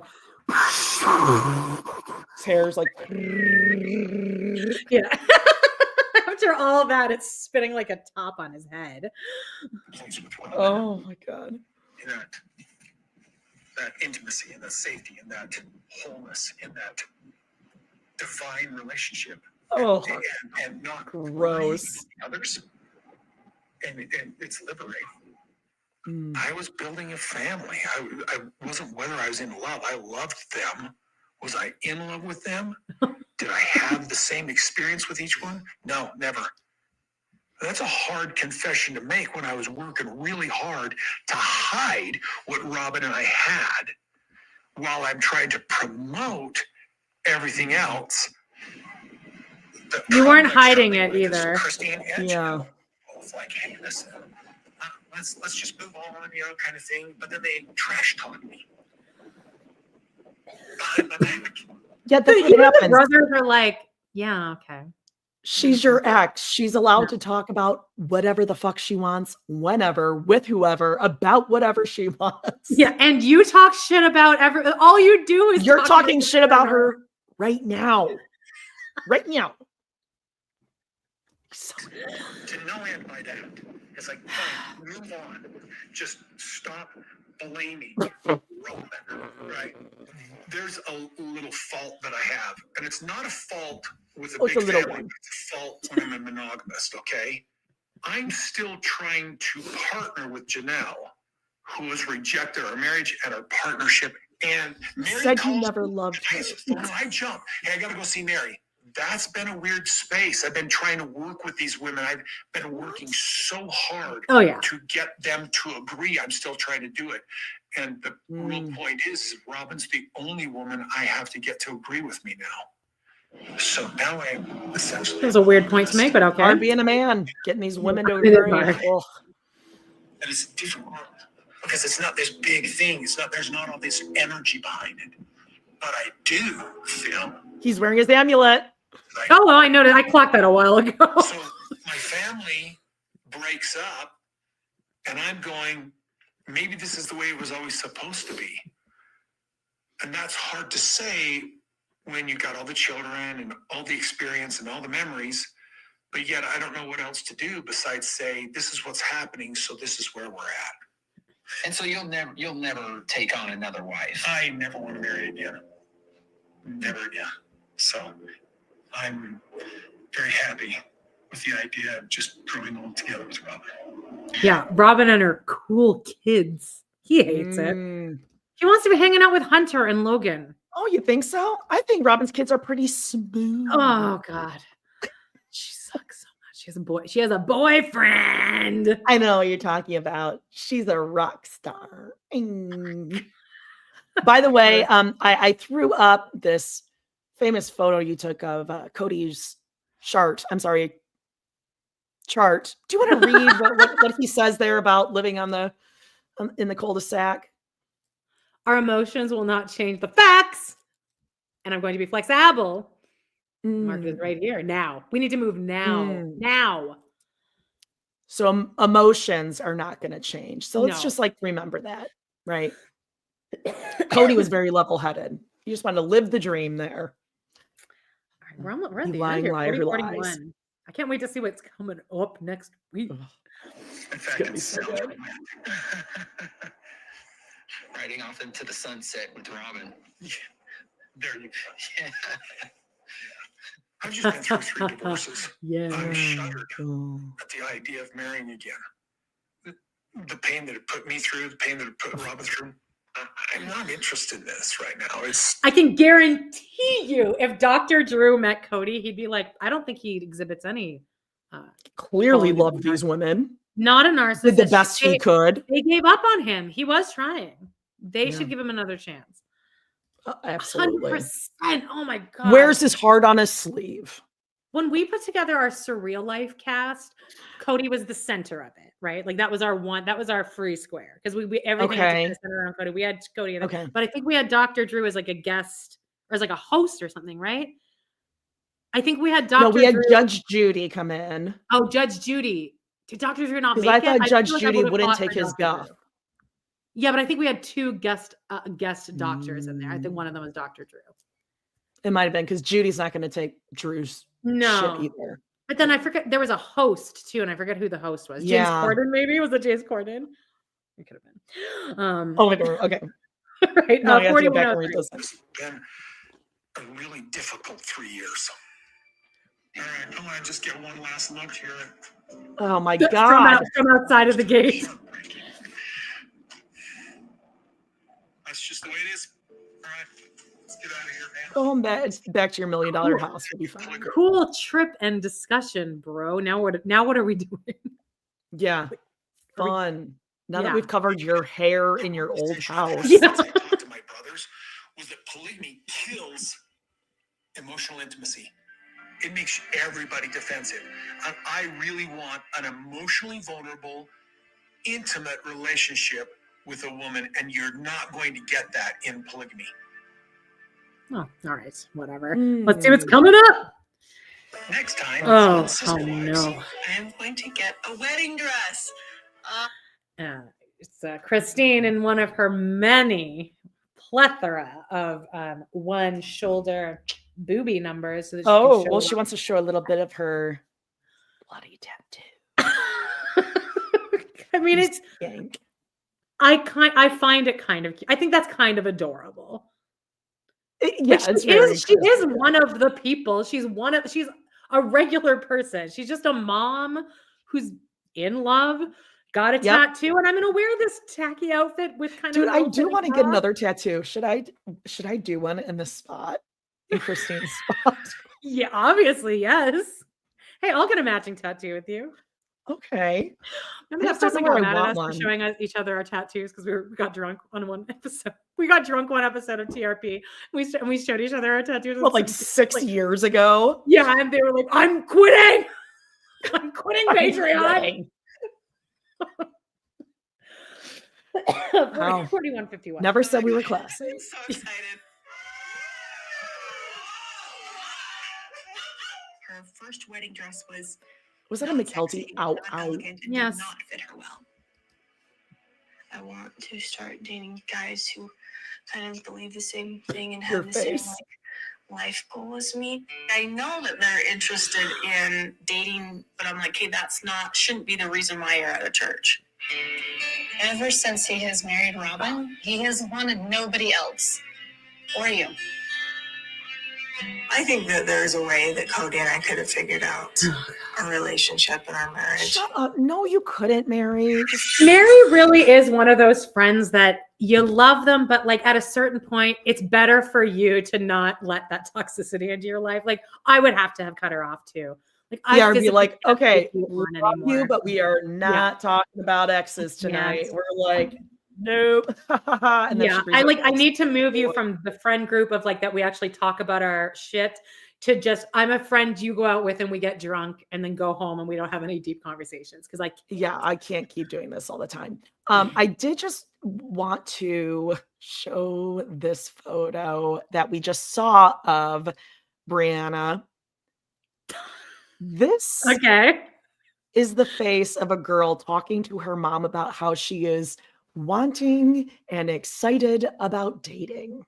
dating boys with more of her values, she said, Jill. I want to start being with boys who have similar, like, why does she look so pained? She's This like is on the verge bizarre. of tears, and her mouth was really working to wrap her mouth around.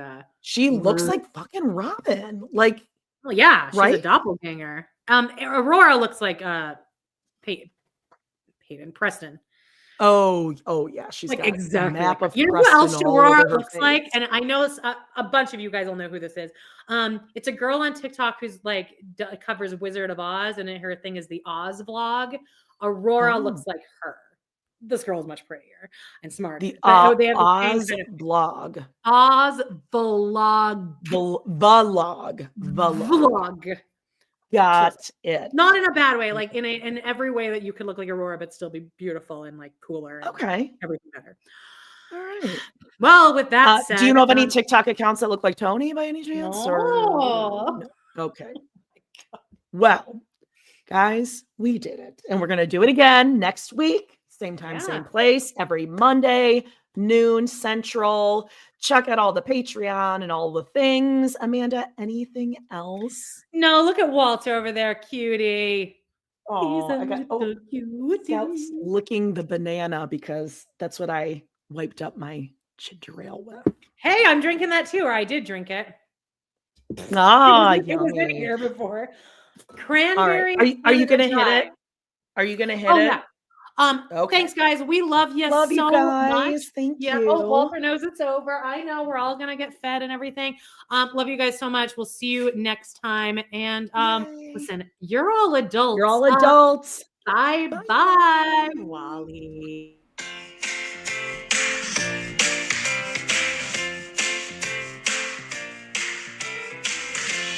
Well, guys, it's been a blast. Thank you so much for joining us today on our We Love to Hate Everything channel.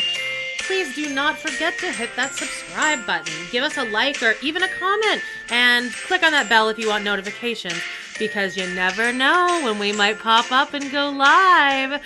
Please check out our other 2 podcasts on Patreon, where we snark on even more TV, movies, and pop culture. We got Total Request Podcast. That's patreon.com/trpod. And We Love to Hate TV. Patreon.com/Love to Hate TV. Thanks again, and we will see you next time.